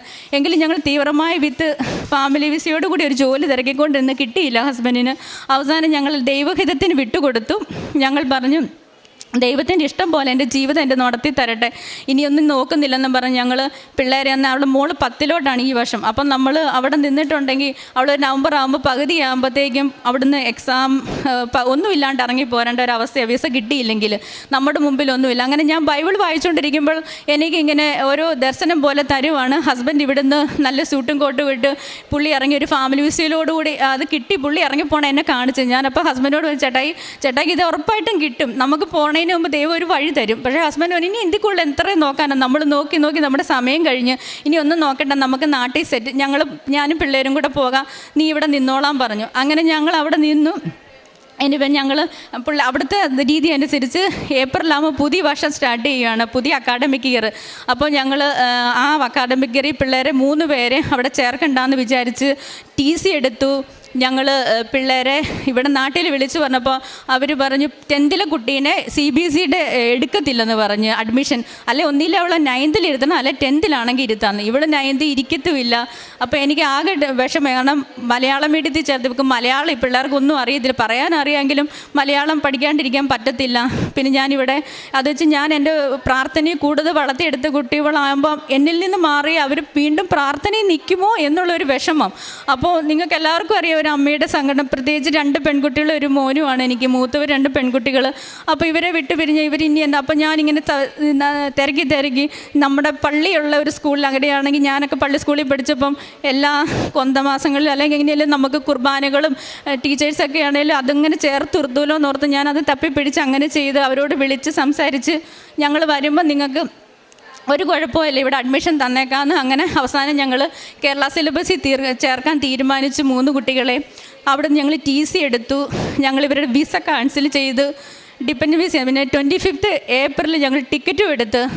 അപ്പോൾ പിന്നെയുള്ള ഒരു കാര്യം എന്ന് വെച്ചാൽ എൻ്റെ കാര്യമാണ്. അപ്പം എനിക്ക് തന്നെ നിൽക്കാനായിട്ട് പുള്ളിക്ക് ഒരു ബുദ്ധിമുട്ട്, വിടാൻ ഹോസ്റ്റൽ കിട്ടത്തില്ല. അങ്ങനെ ഞങ്ങൾ തീവ്രമായി പ്രാർത്ഥിച്ച് അപ്പോഴെല്ലാം എൻ്റെ മനസ്സിൽ പറയും, ദൈവമേ എന്നാലും മാതാവ് എൻ്റെ കൂടെ ഉണ്ടെന്നുള്ള ഒരുപാട് അനുഭവങ്ങൾ എനിക്ക് കിട്ടിയിട്ടുണ്ട്. അമ്മ ഉപേക്ഷിച്ചോ എന്നുള്ള ഒരു പിന്നെ ഞങ്ങൾ ദൈവത്തിൻ്റെ ഇഷ്ടം ഇതാണെങ്കിൽ അങ്ങനെ എന്ന് പറഞ്ഞ് ഞങ്ങൾ വിട്ടുകൊടുത്തു. അതിനുശേഷം ഞങ്ങൾ 25 പോകാൻ എല്ലാം റെഡിയായി. അപ്പോൾ ആ ഒരു 1 വീക്കിനുള്ളിൽ എനിക്ക് ഒരിക്കലും കിട്ടാത്ത ഒരു ഹോസ്റ്റൽ എനിക്ക് ഞങ്ങളുടെ ഹോസ്പിറ്റലിൻ്റെ അക്കോമഡേഷനിൽ കിട്ടി. എന്നാൽ പിന്നെ അങ്ങ് മാറിയേക്കാം. അപ്പോൾ ഈ സാധനങ്ങളെല്ലാം ഇനി അർഗൽ സെയിൽ ചെയ്യാൻ സമയമില്ല, ഞങ്ങളുടെ മുമ്പിൽ സമയങ്ങളില്ല, വണ്ടി സെയിൽ ചെയ്യണം. ഇപ്പോൾ ഹോസ്റ്റലല്ലായിരുന്നു എനിക്ക് വണ്ടി യൂസ് ചെയ്യാമായിരുന്നില്ലെങ്കിൽ വണ്ടി സെയിൽ ചെയ്യണം. അങ്ങനെ നമ്മുടെ എല്ലാം ക്ലിയർ ചെയ്യണം, വീട് കൊടുക്കണം. അങ്ങനെ ഞങ്ങൾ ഇലക്ട്രിസിറ്റി ക്ലോസ് ചെയ്തു, ഇലക്ട്രിസിറ്റി, വെള്ളം, വീട് എല്ലാം ക്യാൻസലേഷൻ കൊടുത്തു. ഇനി ഞങ്ങളുടെ മുമ്പിൽ ഒരു വഴിയില്ല, ഞങ്ങൾ പോകാൻ തന്നെ തീരുമാനിച്ച് ടിക്കറ്റും എല്ലാം കയ്യിലുകൊണ്ട് പോകാൻ നിന്ന്. പിന്നെയുള്ളത് എൻ്റെ മുമ്പിൽ ഒരൊറ്റ ദിവസമേ ഉള്ളൂ എനിക്ക് ഓഫ് ഉള്ളത്, പോരുന്നതിന് മുമ്പ് 24-ന്. അങ്ങനെ 24-ന് ഞങ്ങൾ 24-ന് ഒരു ദിവസം കൊണ്ട് എന്നെ ഹോസ്റ്റലിൽ സാധനം വെക്കുമോ, ബാക്കിയുള്ള ഇനിയിപ്പോൾ എന്താണെന്ന് വെച്ചാൽ കിട്ടുന്ന വിലയ്ക്ക് കൊടുക്കുക, ഇല്ലെന്നുണ്ടെങ്കിൽ അതങ്ങനെ കിടക്കട്ടെ എന്നുള്ള രീതി, എങ്ങനെ അവർ നാട്ടിൽ പോകാമെന്നുള്ള രീതി ഇരുന്നു. അങ്ങനെ 23-ന് ഞാൻ ഡ്യൂട്ടിക്ക് ചെല്ലുമെന്നും ഈ നമ്മുടെ കൃപാസനം ചൊവ്വാഴ്ച ദിവസം ആരാധന കൂടുമ്പോൾ ഡ്യൂട്ടിയിലാണ് ഞാൻ ഓണാക്കി എൻ്റെ പോക്കറ്റിലിട്ടിട്ട് സൈലൻറ്റിലാക്കി വെക്കും. അല്ലാത്ത ദിവസം വീട്ടിൽ നിന്ന് നന്നായി ഞാൻ ആ ധ്യാനങ്ങൾ പങ്കെടുക്കും, അതായിരുന്നു എൻ്റെ പതിവ്. അങ്ങനെ ഞാൻ ചൊവ്വാഴ്ച ധ്യാനത്തിന് ചെന്നപ്പോൾ അവിടെ ഇതുപോലെ തന്നെ ഓണാക്കി എൻ്റെ പോക്കറ്റിൽ ഇട്ട്. പിന്നെ ഞങ്ങൾക്കില്ല. അപ്പോൾ എല്ലാവരോടും ഞാൻ വിളിച്ചു. അപ്പം ഞാൻ ചൊവ്വാഴ്ച രാവിലെ ഞാൻ ഡ്യൂട്ടിക്ക് വന്നപ്പോൾ ഞാൻ എന്ന് വചനം എടുത്തിട്ടാണ് ഡ്യൂട്ടിക്ക് പോകണം. അതുപോലെ തന്നെ പരിശുദ്ധ അമ്മയുടെ തൈലവും ലോക്കറ്റില്ലാണ്ട് ഞാൻ വെളിയിറങ്ങത്തില്ല. എല്ലാവരും ഞാൻ ആശ്രയിച്ച് അമ്മയുടെ ഈശോയുടെ കുരിശിത രൂപത്തെ കരഞ്ഞുകൊണ്ട് ഞാൻ എന്നും പിടിച്ചിട്ട് പറയും, എൻ്റെ ഈശോയെ ഞാൻ പോവുകയാണ്, എനിക്കൊന്നുമില്ല, ഞാനൊന്നും ഇല്ലാത്തവളാണ്, എന്നും എൻ്റെ കൂടെ ഉണ്ടായിരിക്കണം. പിതാവും പുത്രനും പരിശുദ്ധാത്മാവും എൻ്റെ മുമ്പിൽ വന്ന് പരിശുദ്ധ അമ്മയെ എന്നെ എന്നും അമ്മയുടെ നീല അങ്കിക്കുള്ളിൽ ചേർത്ത് പിടിച്ച് എന്നെ ഞാൻ അങ്ങനെയാണ് സങ്കല്പിച്ചുകൊണ്ടാണ് ഇന്ന് ഞാൻ ഡ്യൂട്ടിക്ക് പോകണം. അന്ന് വചനം എടുത്തപ്പോൾ എനിക്ക് കിട്ടിയതാണ്, ഭയപ്പെടേണ്ട, ധൈര്യമായിരിക്കുക. അപ്പം ഞാൻ ചോദിച്ചു, ഇതിന് ഇനി എന്തിനാണ് ഞാൻ ഭയപ്പെടാണ്ടിരിക്കുക, എന്നിവ എനിക്ക് ഭയമില്ല, ദൈവം എൻ്റെ കൂടെയുള്ള എനിക്ക് ഭയമില്ല എന്ന് പറഞ്ഞ് ഞാൻ ഡ്യൂട്ടിക്ക് ചെന്ന്. അത് ശരിക്കും എനിക്ക് നൈറ്റ് ഡ്യൂട്ടി ആയിരുന്നു. അപ്പോൾ കൂടെയുള്ള ഒരാൾ സിക്ക് ആയതുകൊണ്ട് എന്നോട് ഡേ ഡ്യൂട്ടിക്ക് വരാനായിട്ട് എന്നെ അങ്ങനെ, അതെല്ലാം ദൈവത്തിൻ്റെ പദ്ധതിയായിരുന്നു ഞങ്ങൾക്ക് അറിയുന്നില്ല. അപ്പോൾ അവസാന നിമിഷമായി ഹസ്ബൻഡ് വീട്ടിലെല്ലാ രൂപങ്ങളും അങ്ങനെയെല്ലാം ഊരിക്കൊണ്ട് നിന്നപ്പോൾ എല്ലാവരും പൊട്ടിക്കരഞ്ഞു പോയി. കാരണം പിള്ളേരും ഞാനിനി സെപ്പറേറ്റായി വരുമ്പോഴുള്ള എൻ്റെ അവസ്ഥ എല്ലാം നമ്മൾ തരണം ചെയ്യാൻ തന്നെ തീരുമാനിച്ചെങ്കിലും വിഷമമായിരുന്നു എല്ലാവർക്കും. അങ്ങനെ ഞാൻ ആ 22nd ഡ്യൂട്ടിക്ക് ഞാൻ ചെന്ന്, ഞാൻ ഡേ ഡ്യൂട്ടിക്ക് എന്നെ അങ്ങനെ ദൈവം ഇടപെട്ട് എന്നെ വിളിപ്പിച്ചു. അവിടെ ചെന്ന് ഈ ധ്യാനം ഇത് കഴിഞ്ഞ് കഴിഞ്ഞപ്പം എൻ്റെ കൂടെ ഞങ്ങളുടെ ഹോസ്പിറ്റലിൽ ആകെ ഒരു മലയാളി ഡോക്ടറേ ഉള്ളൂ. ഡോക്ടർ സീന എന്നെ വിളിച്ചിട്ട് പറഞ്ഞു, സൗമ്യ നീ ഇന്ന് മീറ്റിങ്ങിൽ കയറിയാൽ നീ ഒരു കാര്യം ചെയ്യും, നീ ഒന്നും കൂടെ നമ്മുടെ ഹോസ്പിറ്റലിൻ്റെ അഡ്മിനിസ്ട്രേഷനിൽ ചെന്നിങ്ങനെ നീ ഒന്ന് ഡീറ്റെയിൽ ആയിട്ട് പറ. ഞാൻ ഡോക്ടർ ഞാൻ ഇനി എന്തിനു പോകണം, കാരണം നമ്മൾ ടിക്കറ്റ് എടുത്ത് എല്ലാം ക്യാൻസലേഷൻ കൊടുത്ത് ഒന്നും നമ്മുടെ മുമ്പിലില്ല, അത് നാട്ടിലെല്ലാം റെഡിയാക്കി വെച്ച് പിള്ളേരെ ഓൾറെഡി അവിടെ ക്ലാസ് തുടങ്ങി. ഞങ്ങൾ അപ്പം മാർച്ച് 2nd വീക്ക് മുതൽ അവിടെ ക്ലാസ്സും തുടങ്ങി. ഞങ്ങളുടെ പിള്ളേർ അത്ര നാൾ സ്കൂളിൽ പോയിട്ട് പോലുമില്ല. അപ്പോൾ ഡോക്ടർ പറഞ്ഞു, അതൊന്നും കുഴപ്പമില്ല, നീ എനിവേ ചെയ്യാം, നീ ചെല്ല്, ചിലപ്പോൾ ദൈവമായിട്ട് എന്നെ തോന്നിപ്പിക്കുന്ന നീ ഒന്ന് ചെയ്ത് നോക്കുക. ഞാൻ പറഞ്ഞു, ഡോക്ടർ HR ഇരിക്കുന്ന പെണ്ണുങ്ങളെയൊക്കെ കാണുമ്പോൾ ഒരു ഗുഡ് മോർണിംഗ് മാം എന്ന് പറയുന്നതല്ലാതെ നമ്മളൊന്നും അവരുടെ അടുത്ത് മിണ്ടാനോ ഒന്നും ഞാൻ ഇന്നേവരെ പോയിട്ടില്ല. അപ്പം എന്നോട് ഡോക്ടറുടെ ഉടമ്പടി എടുത്തിട്ട് ഇന്നും വന്നിട്ടുണ്ട് ഡോക്ടർ മോനെയും കൊണ്ട്. അപ്പോൾ ഡോക്ടർ എന്നോട്, നീ ധൈര്യമായിട്ട് ചെല്ല്, നിൻ്റെ കൂടെ അമ്മ മാതാവും ഉണ്ട്. അങ്ങനെ ഞാൻ ഉടമ്പടി കാശിലും പോക്കറ്റിലാണ് അതിങ്ങനെ കൈ പിടിച്ചുകൊണ്ട് ഞാൻ പ്രാർത്ഥിച്ച് രണ്ടും കൽപ്പിച്ച് ഞാൻ അവിടെ ചെന്നു. എന്നിട്ട് അവിടെ ചെന്നിട്ട് ഞാൻ ആ മേഡത്തിനോട് പറഞ്ഞു, മേഡം ഒരു പ്രായമൊന്നും അധികം പ്രായമില്ലാത്ത ഒരാളാണ് HR മാനേജർ. ഞാൻ പറഞ്ഞു, മേഡം ഞാനിങ്ങനെ എൻ്റെ എല്ലാ കാര്യങ്ങളും ഞാൻ പറഞ്ഞു, ഞാൻ എന്ത് ചെയ്യണമെന്ന് അറിയത്തില്ല, എൻ്റെ പിള്ളേരെ വിടണം, അവർക്ക് ഇങ്ങനെയുള്ള എല്ലാ ഡീറ്റെയിൽസും ഞാൻ പറഞ്ഞു. പുള്ളിക്കാരി ഉടനെ എൻ്റെ ബാഡ്ജ് നമ്പർ മേടിച്ചിട്ട് പറഞ്ഞു, എന്തുകൊണ്ട് നിനക്ക് അവർ വിസ നീ അവിടെ തരുന്നില്ല അന്നും പറഞ്ഞുകൊണ്ട് നേരെ ഫോൺ വിളിച്ചു. HR വിളിച്ച് ഞങ്ങളുടെ കമ്പനി തന്നെ വിളിച്ചു. അവിടെ നിന്ന് എനിക്ക് പിന്നെ എന്താ സംഭവിച്ചെന്ന് ഒരു മായ പോലെ ഞാൻ രാവിലെ എല്ലാവരോടും ഗ്രൂപ്പിൽ ചേച്ചിമാർക്കൊക്കെ മെസ്സേജ് ഇട്ട് എല്ലാം നമ്മുടെ പ്രാർത്ഥന കേട്ട് ഇനി അവർ പറഞ്ഞ് ധൈര്യമായിട്ടിരിക്കുന്നത്. അങ്ങനെ എല്ലാവരോടും ഞാൻ യാത്ര പറഞ്ഞ് ഞങ്ങളെല്ലാവരും പറഞ്ഞിരിക്കുന്നത് ആ സാഹചര്യത്തിലാണ് ഇത് സംഭവിച്ചത്. അതെങ്ങനെ ദൈവം ഇടപെട്ട് നമ്മളെ വഴി നടത്തുന്ന, കുഴിയിൽ വീണ് എന്നെ പിടിച്ചു കയറ്റുന്ന ഒരു ദൈവത്തെയാണ് ഞാൻ അറിഞ്ഞത്. അങ്ങനെ ഞാൻ അവിടെ ചെന്നപ്പോൾ പുള്ളിക്കാരത്തി വിളിച്ച് വേഗം പറഞ്ഞു എല്ലാം റെഡിയാക്കി. പെട്ടെന്ന് പിള്ളേരുടെ പാസ്പോർട്ട് ഡീറ്റെയിൽസ് കൊടുക്കാൻ പറ്റും. അങ്ങനെ കൊടുത്ത് നിന്ന് പിള്ളേർക്ക് പാസ്പോർട്ട് വിസയ്ക്ക് അപ്ലൈ ചെയ്യാൻ പറഞ്ഞു. ഒള്ളി അപ്രൂവലിന് വെയിറ്റ് ചെയ്താൽ മതി, നിനക്ക് കിട്ടുമെന്ന് പറഞ്ഞു. അത് എനിക്കറിയത്തില്ല. ഞാൻ അങ്ങ് നടന്നു പോയാൽ ഞാൻ ഇങ്ങോട്ട് നടന്നു പോകുന്നത് എങ്ങനെയാണെന്ന് എനിക്കറിയില്ല. ഒരു പാവം കണക്കെ ഞാൻ വന്ന് ഞാൻ ആ പുള്ളിക്കാരത്തിയോട് പറഞ്ഞു, മേഡം നിങ്ങളിന്ന് എനിക്കറിയില്ല, എൻ്റെ ഒരു ഏഞ്ചലായിരുന്നു ഡോക്ടറും ഇവരും എല്ലാവരും, അല്ല ഒരിക്കലും എനിക്കങ്ങനെ കിട്ടത്തില്ല. അങ്ങനെ ഒരിക്കലും അവിടെ ഒന്നും കിട്ടാത്ത ഒരു കാര്യം എൻ്റെ പരിശുദ്ധ അമ്മ ഇടപെട്ട് എൻ്റെ ജീവിതത്തിൽ ആദ്യമായി നടത്തിയെടുത്തുന്നു. അതിനുശേഷം ഞാൻ ഹസ്ബൻഡോട് വിളിച്ചു പറഞ്ഞു ഇങ്ങനെയെല്ലാം സംഭവിച്ചു, ഇനി എന്ത് ചെയ്യണമെന്ന് അറിയാം. പിന്നെ ഹസ്ബൻഡ് ഉടനെ ക്യാൻസലേഷൻ എല്ലാം തിരിച്ച് മെയിൽ വിട്ട് എല്ലാം നമ്മൾ തിരിച്ചു പിടിച്ച് ടിക്കറ്റ് ക്യാൻസൽ ചെയ്ത് എല്ലാം ചെയ്ത് പിള്ളേർക്ക് അഡ്മിഷന് വേണ്ടി. അപ്പോൾ ഓരോ രീതിയിലും ഞങ്ങൾക്ക് ഓരോരുത്തരും നമ്മളെ സഹായിക്കാനായിട്ട് ദൈവം ഓരോ ഏഞ്ചൽസിനെ ഞങ്ങളുടെ ജീവിതത്തിൽ അന്നേരത്തേക്കും അയക്കുകയായിരുന്നു. അപ്പം പിറ്റേ ദിവസമായപ്പോൾ ഹസ്ബൻഡ് ഇങ്ങനെ എല്ലാവരോടും പറഞ്ഞു ഞാനും പോവുകയെന്ന്. അപ്പം അവരോടെല്ലാം പറഞ്ഞാൽ ഇങ്ങനെ സൗമ്യയുടെ അണ്ടറിൽ പിള്ളേർ നിൽക്കുക, എനിക്കിനി എന്തെങ്കിലും ഒരു ജോലി, അപ്പോൾ ഇനി കുഴപ്പമില്ല, ഏത് ജോലിക്കും കുഴപ്പമില്ല, അങ്ങനെ നിൽക്കാൻ പറ്റുമെന്ന് ഒരു ജോലി എന്തെങ്കിലും കിട്ടുവാണെങ്കിൽ പറയണേന്ന്. അപ്പോൾ ഞാൻ പിറ്റേ ദിവസം തന്നെ വെനസ്ഡേ തന്നെ 24th ഹസ്ബൻഡിന് ഒരു സ്ഥലത്ത് വേക്കൻസി ഉണ്ടെന്ന് പറഞ്ഞ് കിട്ടി. അന്ന് ഹസ്ബൻഡ് പോകാനായിട്ട് CV അയച്ചു കൊടുത്ത് നാളെ വ്യാഴാഴ്ച വരാൻ പറഞ്ഞു ഞങ്ങളോട്. അപ്പോൾ എനിക്ക് എൻ്റെ മനസ്സിലോട്ട് പറയാം എൻ്റെ ഹസ്ബൻഡ് ഇത്ര രൂപ സാലറി കിട്ടും, നീ അത് അവനോട് പറ, അവനൊന്നുകൂടെ വിശ്വാസമാകട്ടെ എന്ന്. ഞാൻ പറഞ്ഞു ചേട്ടായിക്ക് ഇത്രയും സാലറി ദൈവം തരും നാളെ നീ. ഹസ്ബൻഡ് പറഞ്ഞു എടി അതൊക്കെ ഫാമിലി വിസ ഉള്ളവർക്ക് കിട്ടും, അതെന്തായാലും ഇനി അലൗഡ് അല്ല, നമുക്കതൊന്നും കിട്ടത്തില്ല, നീ വെറുതെ അതേക്കുറിച്ച് ചിന്തിക്കേണ്ട. ഞാൻ പറഞ്ഞു എൻ്റെ ഈശോ എനിക്ക് കാണിച്ചെന്ന്, പരിശുദ്ധ അമ്മ കൂടെ ഉണ്ടെന്ന്, നമുക്ക് ഇത്രയും അടയാളങ്ങളും അത്ഭുതങ്ങളും കിട്ടിയിട്ട് ചേട്ടായി വിശ്വസിക്കാനായിട്ട് ഇത്രയും സാലറി ചേട്ടായിക്ക് തന്നിരിക്കുമെന്ന് പറഞ്ഞു. അങ്ങനെ പിറ്റേ ദിവസം ഹസ്ബൻഡ് ഇൻ്റർവ്യൂവിന് ചെന്നും ഞങ്ങളിങ്ങനെ പോരാനുള്ള എല്ലാ സാധനങ്ങളും ഞങ്ങൾ അടുക്കി. എവിടെയാണ് ഞങ്ങളുടെ സാധനങ്ങളെന്ന് പോലും ഞങ്ങൾക്ക് കിട്ടിയ ഒരു ഡ്രസ്സ് വിട്ടു. ഒരു ഇൻ്റർവ്യൂവിനുള്ള ഒരു ഇതിൻ്റെ പെർഫോമൻസിലല്ല ഹസ്ബൻഡ് അവിടെ ചെന്ന് ഇറങ്ങിയത്. കിട്ടിയ ഒരു ഡ്രസ്സ് വിട്ടുകൊണ്ട് ഞങ്ങൾ അവിടെ ചെന്നിറങ്ങി സാറിൻ്റെ അടുത്ത് പറഞ്ഞു. ഒരു ക്വസ്റ്റ്യൻ പോലും ചോദിക്കാതെ എടുത്ത് ഓഫർ ലെറ്ററാണ് സാറിന് കൊടുത്തത് കയ്യിൽ. അതും എൻ്റെ പരിശുദ്ധ അമ്മ കാണിച്ചു തന്ന അതേ സാലറിയിൽ എൻ്റെ ഹസ്ബൻഡിന് ജോലി ചെയ്യാൻ ദൈവം കൃപയായി. അതാണ് അത് നമ്മളെ ദൈവം കരം പിടിച്ച് ഇങ്ങനെ നമ്മളത് കൂടെ നിർത്തുന്ന ഒരു അനുഭവത്തിലൂടെ ഞങ്ങളുടെ ജീവിതം കടന്നു പോവുകയായിരുന്നു. പിന്നെയുള്ളത് പിള്ളേരുടെ വിസ കിട്ടിയതിന് ശേഷം പിള്ളേർ ജോലി ചെയ്തു, പിള്ളേരുടെ വിസ കിട്ടി. പിള്ളേർ ഞങ്ങൾ ഒരു വിസ കിട്ടിയതിന് ശേഷം ഒരാഴ്ച കഴിഞ്ഞപ്പോൾ ഞങ്ങൾ പിള്ളേരെ അഡ്മിഷൻ എടുത്തു. ഞങ്ങൾക്ക് ഒരുപാട് നഷ്ടങ്ങൾ അങ്ങനെയുള്ള കാര്യങ്ങളുണ്ടായിരുന്നു. അതൊന്നും എൻ്റെ നഷ്ടങ്ങളായിട്ട് ഞാൻ കണക്കാക്കുന്നില്ല. കാരണം എൻ്റെ കുഞ്ഞുങ്ങളുടെ കൂടെ ഇന്ന് ജീവിക്കാൻ ദൈവം തന്ന കൃപയ്ക്ക് ഞാൻ നന്ദി പറയുന്നു. പിന്നെ ഞങ്ങൾ ഇവിടെ നാട്ടിൽ വിളിച്ച് പറഞ്ഞ് ഞങ്ങൾ അഡ്മിഷൻ എടുക്കുന്നില്ല, കാരണം ഇങ്ങനെ നിൽക്കാൻ വിസ കിട്ടിയെന്നൊക്കെ പറഞ്ഞ്. അതിനേക്കാൾ ഉപരിയായിട്ട് ദൈവം ഞങ്ങൾ ഈ സാധനങ്ങളെല്ലാം പോകുമ്പോൾ ഈ പെൺകുട്ടികൾ എല്ലാവർക്കും അറിയാമല്ലോ, ഞാൻ അങ്ങനെയുള്ള എല്ലാവർക്കും ഒരു വർഷത്തേക്കുള്ള എല്ലാ സാധനങ്ങളും ഞങ്ങൾ പോരുന്നതിന് ഒരാഴ്ച മുമ്പ് ഞങ്ങൾ കാർഗോ വിട്ടിരുന്നു. അപ്പോൾ കാർഗോ നാട്ടിൽ വന്നു കഴിഞ്ഞാൽ പിന്നെ അത് ആർക്കെങ്കിലുമൊക്കെ ഡിസ്ട്രിബ്യൂട്ട് ചെയ്യാമെന്നൊക്കെ ഞങ്ങൾ വിചാരിച്ചിരുന്നു. അങ്ങനെ ഒരു ദിവസം കാർഗോ സെക്ഷൻകാർ ഞങ്ങൾ ഇങ്ങോട്ട് വിളിക്കുകയാണ്.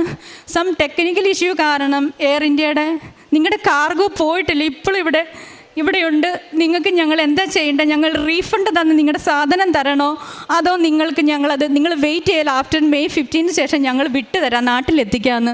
അപ്പോൾ ഞങ്ങൾ അതിശയപ്പെട്ടു നിൽക്കുക. കാരണം നമ്മളിവിടുന്ന് പോയി എന്ന് പറഞ്ഞ സാധനം വരെ നമ്മുടെ വീട്ടിൽ പിറ്റേ ദിവസം കാർഗോ അവർ വിത്ത് നമ്മുടെ പേയ്മെൻറ്റിൽ നമ്മുടെ വീട്ടിൽ കൊണ്ട് തന്ന് അങ്ങനെ തരുന്ന ഒരു ദൈവം നമുക്കുണ്ടാവുകൊണ്ട് എല്ലാവരും വിശ്വസിക്കുക. എനിക്ക് പരിശുദ്ധ അമ്മയുടെ ഞാനിപ്പോൾ എനിക്ക് ജീവിതത്തിൽ അവരെന്നോ പറയുന്നു ഇവരെന്ത് ഒന്നുമില്ല, എനിക്ക് ജീവിതമാകുന്ന ഈ യാത്രയിൽ ഈ ജീവിതത്തിൽ ദൈവം തന്ന കൃപകൾ മറ്റുള്ളവർക്ക് പകർന്നു കൊടുക്കാനും അവരോട് എൻ്റെ ദൈവത്തെ മഹത്വപ്പെടുത്താനും അങ്ങനെയുള്ളൊരു ലൗകികമായ ഒരു ചിന്തകളും എൻ്റെ ജീവിതത്തിലില്ല.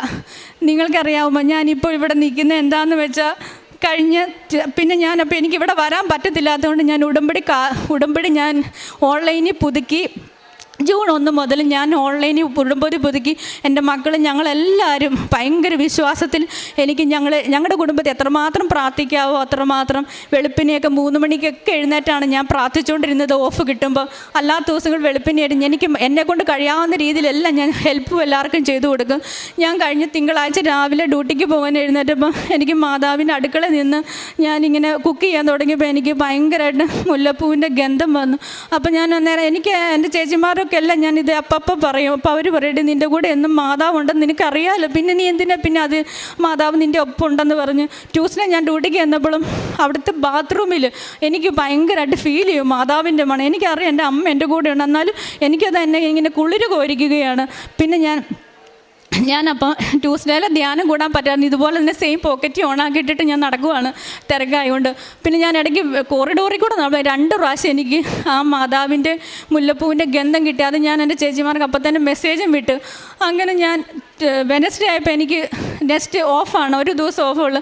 ഞാൻ ആ വെനസ്ഡേ ഞാൻ ഈ അച്ഛൻ്റെ സാക്ഷ്യം ഞാനിങ്ങനെ കേൾക്കും. ഇവരെല്ലാവരും ജോലിക്ക് വിട്ടതിന് ശേഷം ഞാനിരുന്ന് കൂടുമ്പോൾ ഞങ്ങളുടെ ടി വിയിലോട്ട് കണക്ട് ചെയ്തിട്ട് ഞാൻ ഈ ഈശോയിനെ തുടക്കത്തിലേ പറയുമല്ലോ, ആ ഈശോയിനെ ആദ്യം കാണിക്കും, പിന്നെ രണ്ടാമത് മാതാവിനെയാണ്. അപ്പോൾ എന്ന് ഞാൻ എൻ്റെ സങ്കടങ്ങൾ എല്ലാവർക്കും വേണ്ടി പ്രാർത്ഥിക്കാനും കരഞ്ഞു അതൊരു കൃപ എനിക്ക് ദൈവം തന്നിരുന്നു. അപ്പം ഞാൻ ഈ സ്ക്രീനെ ഈശോയുടെ ആ ചോര ഒലിപ്പിക്കുന്നത് അത് കാണും. ഞാൻ കെട്ടിപ്പിടിച്ച് ഉമ്മ വെച്ചാണ് എന്ന് ഞാൻ കരഞ്ഞുകൊണ്ടാണ് ഞാൻ പ്രാർത്ഥിക്കുന്നതും ഞാൻ ആ ധ്യാനം കൂടുന്നത്. അപ്പോൾ അത് കഴിഞ്ഞ് അപ്പോൾ ഈശോ വന്നപ്പോൾ ഞാൻ ഈശോയെ ഉമ്മ വെച്ചിട്ട് ഞാൻ കരഞ്ഞു. അപ്പോൾ എനിക്ക് നിർത്താൻ പറ്റുന്നില്ല, എൻ്റെ ചങ്ക് അത് സാധാരണ കുറച്ച് കഴിയുമ്പോൾ മാറും. എനിക്കങ്ങ് ഞാൻ നെഞ്ച് പൊട്ടിക്കരയും. ഞാൻ എൻ്റെ ഈശോ ഇതെന്താ എനിക്കത് നിർത്താൻ പറ്റുന്നില്ലല്ലോ. ഉടനെ മാതാവിനെ കണിഞ്ഞ് മാതാവിനോട് ഉമ്മ വെച്ച് ഞാൻ അമ്മേ നീ എന്താ ഇതുപോലെ എനിക്കെന്താ ഭയങ്കര വിഷമാണല്ലോ എൻ്റെ ജീവിതത്തിൽ നിന്ന് ഞാൻ പറഞ്ഞപ്പോൾ ഏകദേശം ഒരു അവിടുത്തെ സമയം 9, ഇവിടെ 11:30 കാണും. പകൽ സമയമാണ്. കുറച്ച് കഴിഞ്ഞപ്പം എനിക്ക് നാട്ടിൽ നിന്ന് കോള് വന്ന് എൻ്റെ പപ്പ മരിച്ചു പോയെന്ന് പറഞ്ഞുകൊണ്ട് ഏകദേശം ഈ സമയത്താണ് എൻ്റെ പപ്പ ഇവിടെ മരിച്ചത്. ആ 2 ദിവസം അമ്മ എൻ്റെ കൂടെ നിന്ന് എന്നെ പ്രൊട്ടക്റ്റ് ചെയ്യുമായിരുന്നു. ഞാനിപ്പോൾ ഇവിടെ നിൽക്കുന്നത് എൻ്റെ പപ്പയുടെ ഫ്യൂണറലിന് വേണ്ടി ഞങ്ങൾ എമർജൻസി ലീവ് വന്ന് ഈ ആൾക്കാരിൽ നിന്ന് സാക്ഷ്യം പറയാനായിട്ട്. ദൈവം എന്നെ ഇപ്പം എൻ്റെ പപ്പ മരിച്ചു പോയി, എന്നാലും എൻ്റെ പപ്പായൻ്റെ കൂടെ എന്നെ ഇവിടെ എത്തിച്ചതാണെന്ന് എനിക്കറിയില്ല, എനിക്കൊന്നും പറയാൻ അറിയത്തില്ല. അങ്ങനെ ഞങ്ങൾ ഫ്യൂണറൽ സൺഡേ കഴിഞ്ഞ് എൻ്റെ കസിൻസ് എല്ലാം പല സ്ഥലത്തു നിന്ന് വന്നുകൊണ്ട് ഞാൻ എല്ലാവരുമായിട്ടും ഞാൻ ഈ കൃപാസനത്തിൽ വന്നു. കാരണം അവർക്കൊക്കെ കുറച്ച് വിശ്വാസം കുറവുള്ള ആൺകുട്ടികളൊക്കെ ഉണ്ടല്ലോ, കസിൻ ബ്രദേഴ്സ്, അവരെല്ലാവരും ഞാനിവിടെ വന്നപ്പോൾ മൺഡേ ഞങ്ങളിവിടെ വന്നപ്പോൾ ഇതിൻ്റെ അകത്ത് കാല് കുത്താനുള്ള സ്ഥലമില്ല. ഇവിടെ ഈ നമുക്കൊരു അവധി ആയതുകൊണ്ട് ഫുൾ ആളായിരുന്നു. എങ്കിലും ഞാൻ വലിച്ചു പിടിച്ചുകൊണ്ട് ഓരോരുത്തരെ ഞങ്ങളെല്ലാവരും ഇവിടെയൊക്കെ ആയിട്ട് വന്നു നിന്ന്. എനിക്കറിയാം എനിക്ക് സാക്ഷ്യം പറയാനോ ഉടമ്പടി പുതുക്കാനോ ഒന്നും എനിക്ക് പറ്റത്തില്ല. ഞാൻ മാതാവിനോട് പറഞ്ഞു. പക്ഷേ എൻട്രൻസ് മൂലം എനിക്ക് മാതാവിൻ്റെ മുല്ലപ്പൂ മണം ഞാൻ ഇവിടെയാണ് ഞാൻ ഇരുന്നത്. കരഞ്ഞുകൊണ്ട് അമ്മയോട് ഞാൻ പ്രാർത്ഥിച്ച്, അമ്മേ എനിക്ക് എൻ്റെ ആങ്ങളമാരെയല്ല ഞാൻ ഇത് കൊണ്ട് ചാടിച്ചിട്ടുണ്ട്, ഇനി ബാക്കി കാര്യം നീ നോക്കിക്കോണേന്ന് പറഞ്ഞ് ഞാൻ അമ്മയോട് കരഞ്ഞ് പ്രാർത്ഥിച്ച് ഞാൻ ഇവിടുന്ന് പോയി. ഞാൻ പറഞ്ഞു അമ്മ എനിക്ക് നാളെ രാവിലെ എനിക്ക് ഫ്ലൈറ്റാണ്, തേഴ്സ്ഡേ മോർണിംഗിൽ എനിക്ക് വെനസ്ഡേ ഇവിടെ എത്തണം, അമ്മയുടെ ദിവസമാണ്, എനിക്കിവിടെ എത്തണം, എനിക്ക് കൃപാസനത്തിൽ എന്നെ ഉടമ്പടി പുതുക്കണം, എന്നെ ആൾക്കാരെ നീ കയറ്റണം, എന്നെ കാണിച്ചു തന്ന പോലെയെന്ന് ഞാൻ കരഞ്ഞ്.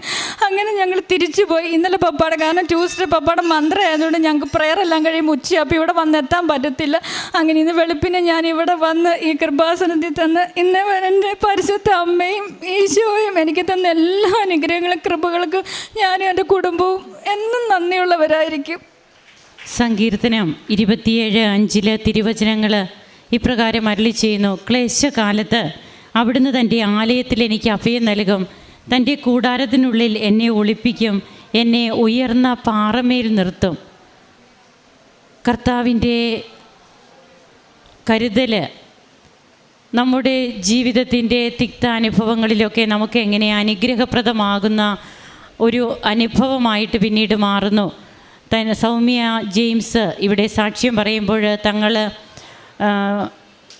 ബഹ്റൈനിൽ തങ്ങളെങ്ങനെയൊക്കെയാണ് തങ്ങളുടെ എല്ലാം പാക്ക് ചെയ്തുമൊക്കെ ആ മക്കൾ ഇവിടെ വരാനായിട്ട് ഇനി അധികം ദിവസങ്ങളില്ല, എല്ലാം ക്യാൻസലേഷൻ ചെയ്യേണ്ടതൊക്കെ ക്യാൻസൽ ചെയ്ത് അങ്ങനെ ആ സാക്ഷ്യം നാം കേട്ടുകൊണ്ടിരിക്കുകയാണ്. അപ്പോൾ എങ്ങനെയാണ് പിന്നീട് അതെല്ലാം ഒരു ദിവസം കൊണ്ട് തന്നെ, അതായത് തലേ ദിവസം എന്ന് പറയുന്ന ആ ഒരു ക്ഷണത്തിൽ തന്നെ അതെല്ലാം മാറി മറിയുന്നു. തങ്ങൾക്ക് അവിടെ കണ്ടിന്യൂ ചെയ്യാനുള്ള സാഹചര്യങ്ങൾ എങ്ങനെ ലഭിച്ചു, തൻ്റെ ഹസ്ബൻഡിൻ്റെ ജോലി, പിന്നീട് തനിക്കിവിടെ വരുവാനും തൻ്റെ പപ്പയുടെ നിര്യാണത്തോടനുബന്ധിച്ച് അതിനുമൊക്കെ അമ്മ മാതാവ് എങ്ങനെ തന്നെ ഒരുക്കി, തനിക്കതെല്ലാം മുൻകൂട്ടി തന്നെ ഒരുക്കുകയായിരുന്നു. അതൊക്കെയാണ് ഈ മകൾ പറഞ്ഞത്. അതുപോലെ തൻ്റെ ഒരു സൈക്കിൾ പോലും ചവിട്ടാൻ അറിയില്ലാത്ത ഈ മകൾ എങ്ങനെയാണ് തൻ്റെ ഡ്രൈവിംഗ് ലൈസൻസൊക്കെ എടുക്കുന്നത്, ആ ടെസ്റ്റൊക്കെ എങ്ങനെ പാസ്സാകുന്നു, എല്ലാറ്റിനും പരിശുദ്ധ അമ്മയുടെ നേർച്ച വസ്തുക്കൾ, ഉടമ്പടി കാശ് രൂപം, ഇതൊക്കെ എങ്ങനെയാണ് ഒരു കുടുംബത്തെ ഒന്നാകെ സംരക്ഷിക്കുന്നത്. അതുപോലെ അമ്മയുടെ സാമീപ്യം ഉണ്ടാകുക, സുഗന്ധാഭിഷേകം, അങ്ങനെ ജീവിതത്തിൽ നമുക്ക് പറഞ്ഞാൽ തീരാത്ത കൃതജ്ഞതയുടെ കുറേയേറെ അനുഭവങ്ങളുമായിട്ടാണ് ഓരോ കുടുംബവും ഇവിടെ വരിക. അതുകൊണ്ടാണ് ഉയർന്ന പാറമേൽ നമ്മെ നിർത്തുമെന്ന് തിരുവചനം പറയുക. നാം ഒരിക്കലും ചിന്തിക്കാത്ത മേഖലകളിലേക്കാണ് ഉടമ്പടി നമ്മെ കൊണ്ടുപോവുക. നമുക്ക് ഈ കുടുംബത്തെ സമർപ്പിച്ച് ഇവർക്ക് ലഭിച്ച എല്ലാ കൃപകൾക്കും കരങ്ങളടിച്ച് ഈശോയ്ക്കും അമ്മയ്ക്കും നന്ദി പറയാം. യേശുവേ നന്ദി, യേശുവേ സ്തുതി, യേശുവേ ആരാധന. അമ്മ മാതാവിന് ഈശോയ്ക്കും 1000 നന്ദി. ഞാൻ 2022 ജൂൺ 18 ഫസ്റ്റ് ഞാൻ ഉടമ്പടി എടുക്കുന്നത്. ഞാൻ 2ാം തവണയാണ് അമ്മ പ്രത്യക്ഷപ്പെട്ട അൾത്താരയിൽ വന്ന് ഞാൻ സാക്ഷ്യം പറയുന്നത്. എൻ്റെ പേര് സിന്ധു, ഞാനൊരു ഹിന്ദുവാണ്. അപ്പോൾ ഫസ്റ്റ് ഞാൻ ആദ്യം ഉടമ്പടി എടുത്തു. അതിൻ്റെ നിയോഗം വെച്ച് ഞാൻ പ്രാർത്ഥിച്ച് ആ കാര്യങ്ങളെല്ലാം ഞാൻ ആദ്യത്തെ സാക്ഷ്യത്തിൽ ഞാൻ പറഞ്ഞിട്ടുണ്ടായിരുന്നു. അന്ന് ഞാൻ എഴുതി കൊടുത്തിട്ട് പറയാതെ പോയ ഒരു സാക്ഷ്യമുണ്ട്. എനിക്ക് മെയിനായിട്ട് എനിക്ക് കിട്ടിയൊരു ദൈവാനുഭവം അച്ഛൻ്റെ ധ്യാനത്തിലൂടെ.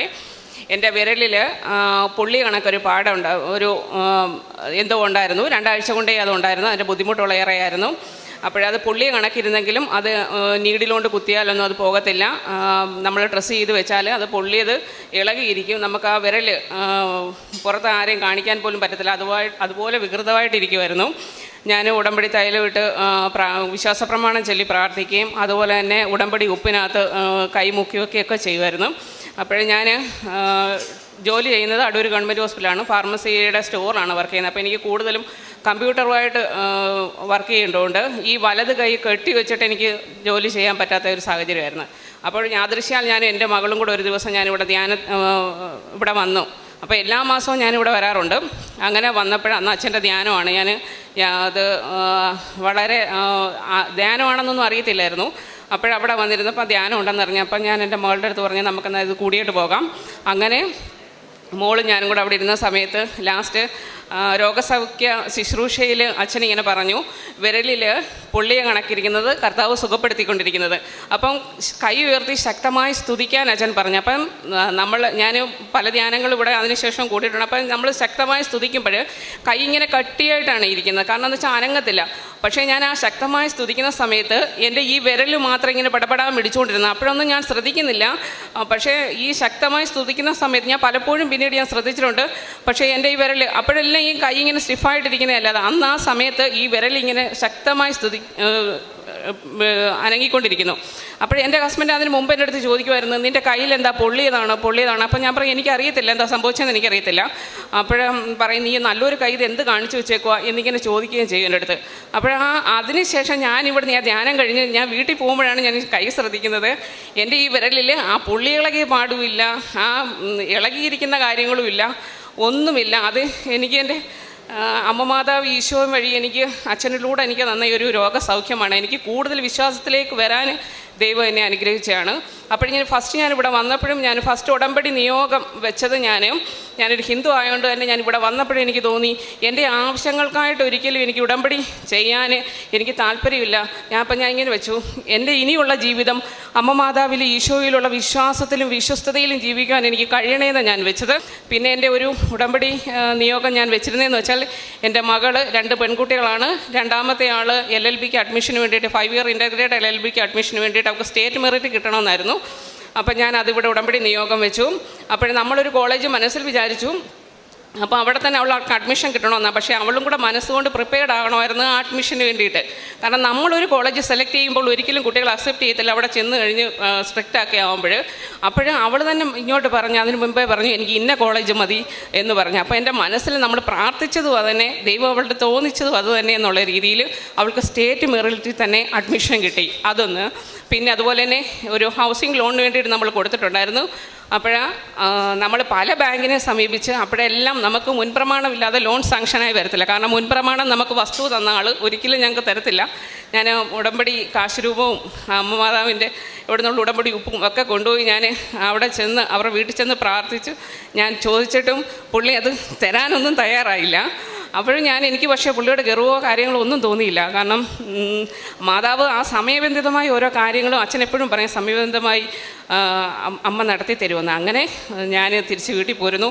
അപ്പോൾ ഞാൻ ഒരു ഉടമ്പടി ധ്യാനം അച്ഛൻ്റെ ഓൺലൈൻ കേട്ടുകൊണ്ടിരിക്കുന്ന സമയം എല്ലാ ആഴ്ചയിലും കൃത്യമായിട്ട് ഞാൻ ഉടമ്പടി ധ്യാനം കേൾക്കും. അത് ചിലപ്പം ബുധനാഴ്ച ആയിരിക്കും, വ്യാഴാഴ്ച ആയിരിക്കും, കൃത്യമായിട്ട് ആഴ്ചയിൽ തന്നെ കേൾക്കിരിക്കും.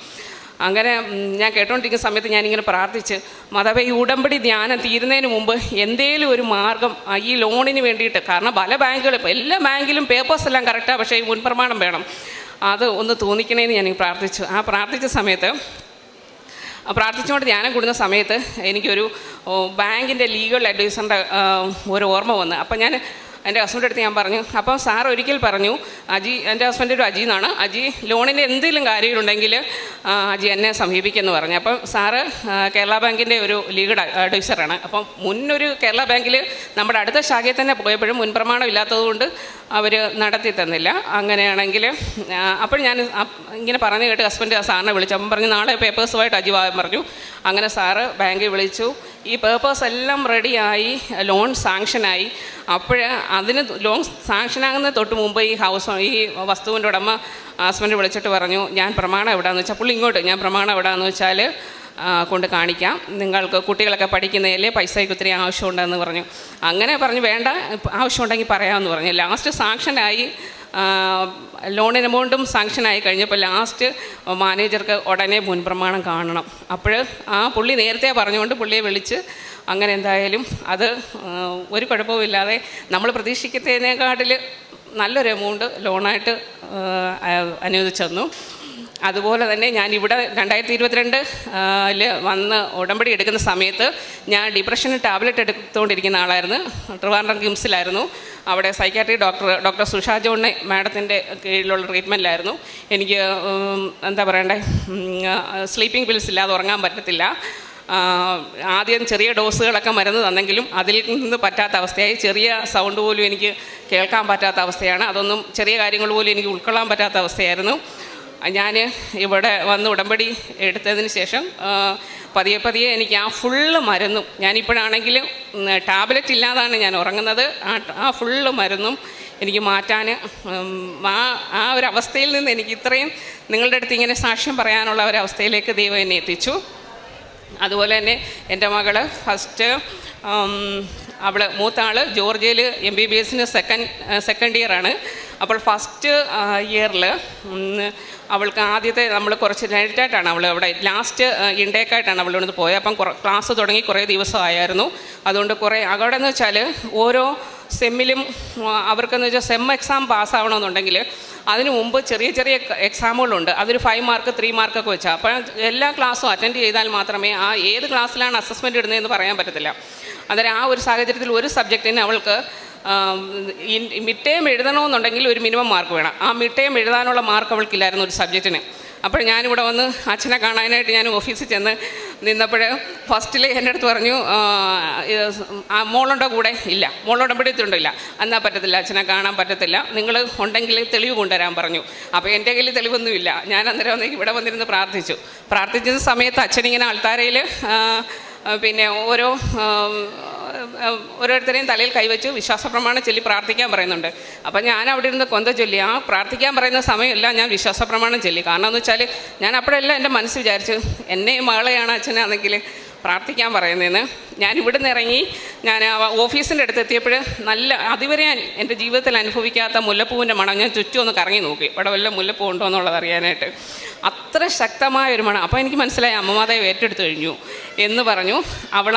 അവർ എക്സാം ഇടാത്തതാ രണ്ടാമത് മിനിമം മാർക്ക് കിട്ടാത്ത കുട്ടികൾക്ക് വേണ്ടിയിട്ട് 2 കുട്ടികളെ ഉള്ളായിരുന്നു. ഒന്ന് ഇവളും ഒന്ന് വേറൊരു കുട്ടിയും. അവർക്ക് വേണ്ടിയിട്ട് മാത്രം എക്സാം ഇട്ടിട്ട് എഴുതാൻ ചെന്നിരുന്നപ്പോൾ അവർ ചോദിച്ചു, എത്ര മാർക്ക് നിനക്ക് ഇടണമെന്ന് ചോദിച്ചു. അപ്പോൾ അവൾ പറഞ്ഞു, ഇത്ര മാർക്ക് എനിക്ക് ഇടണം.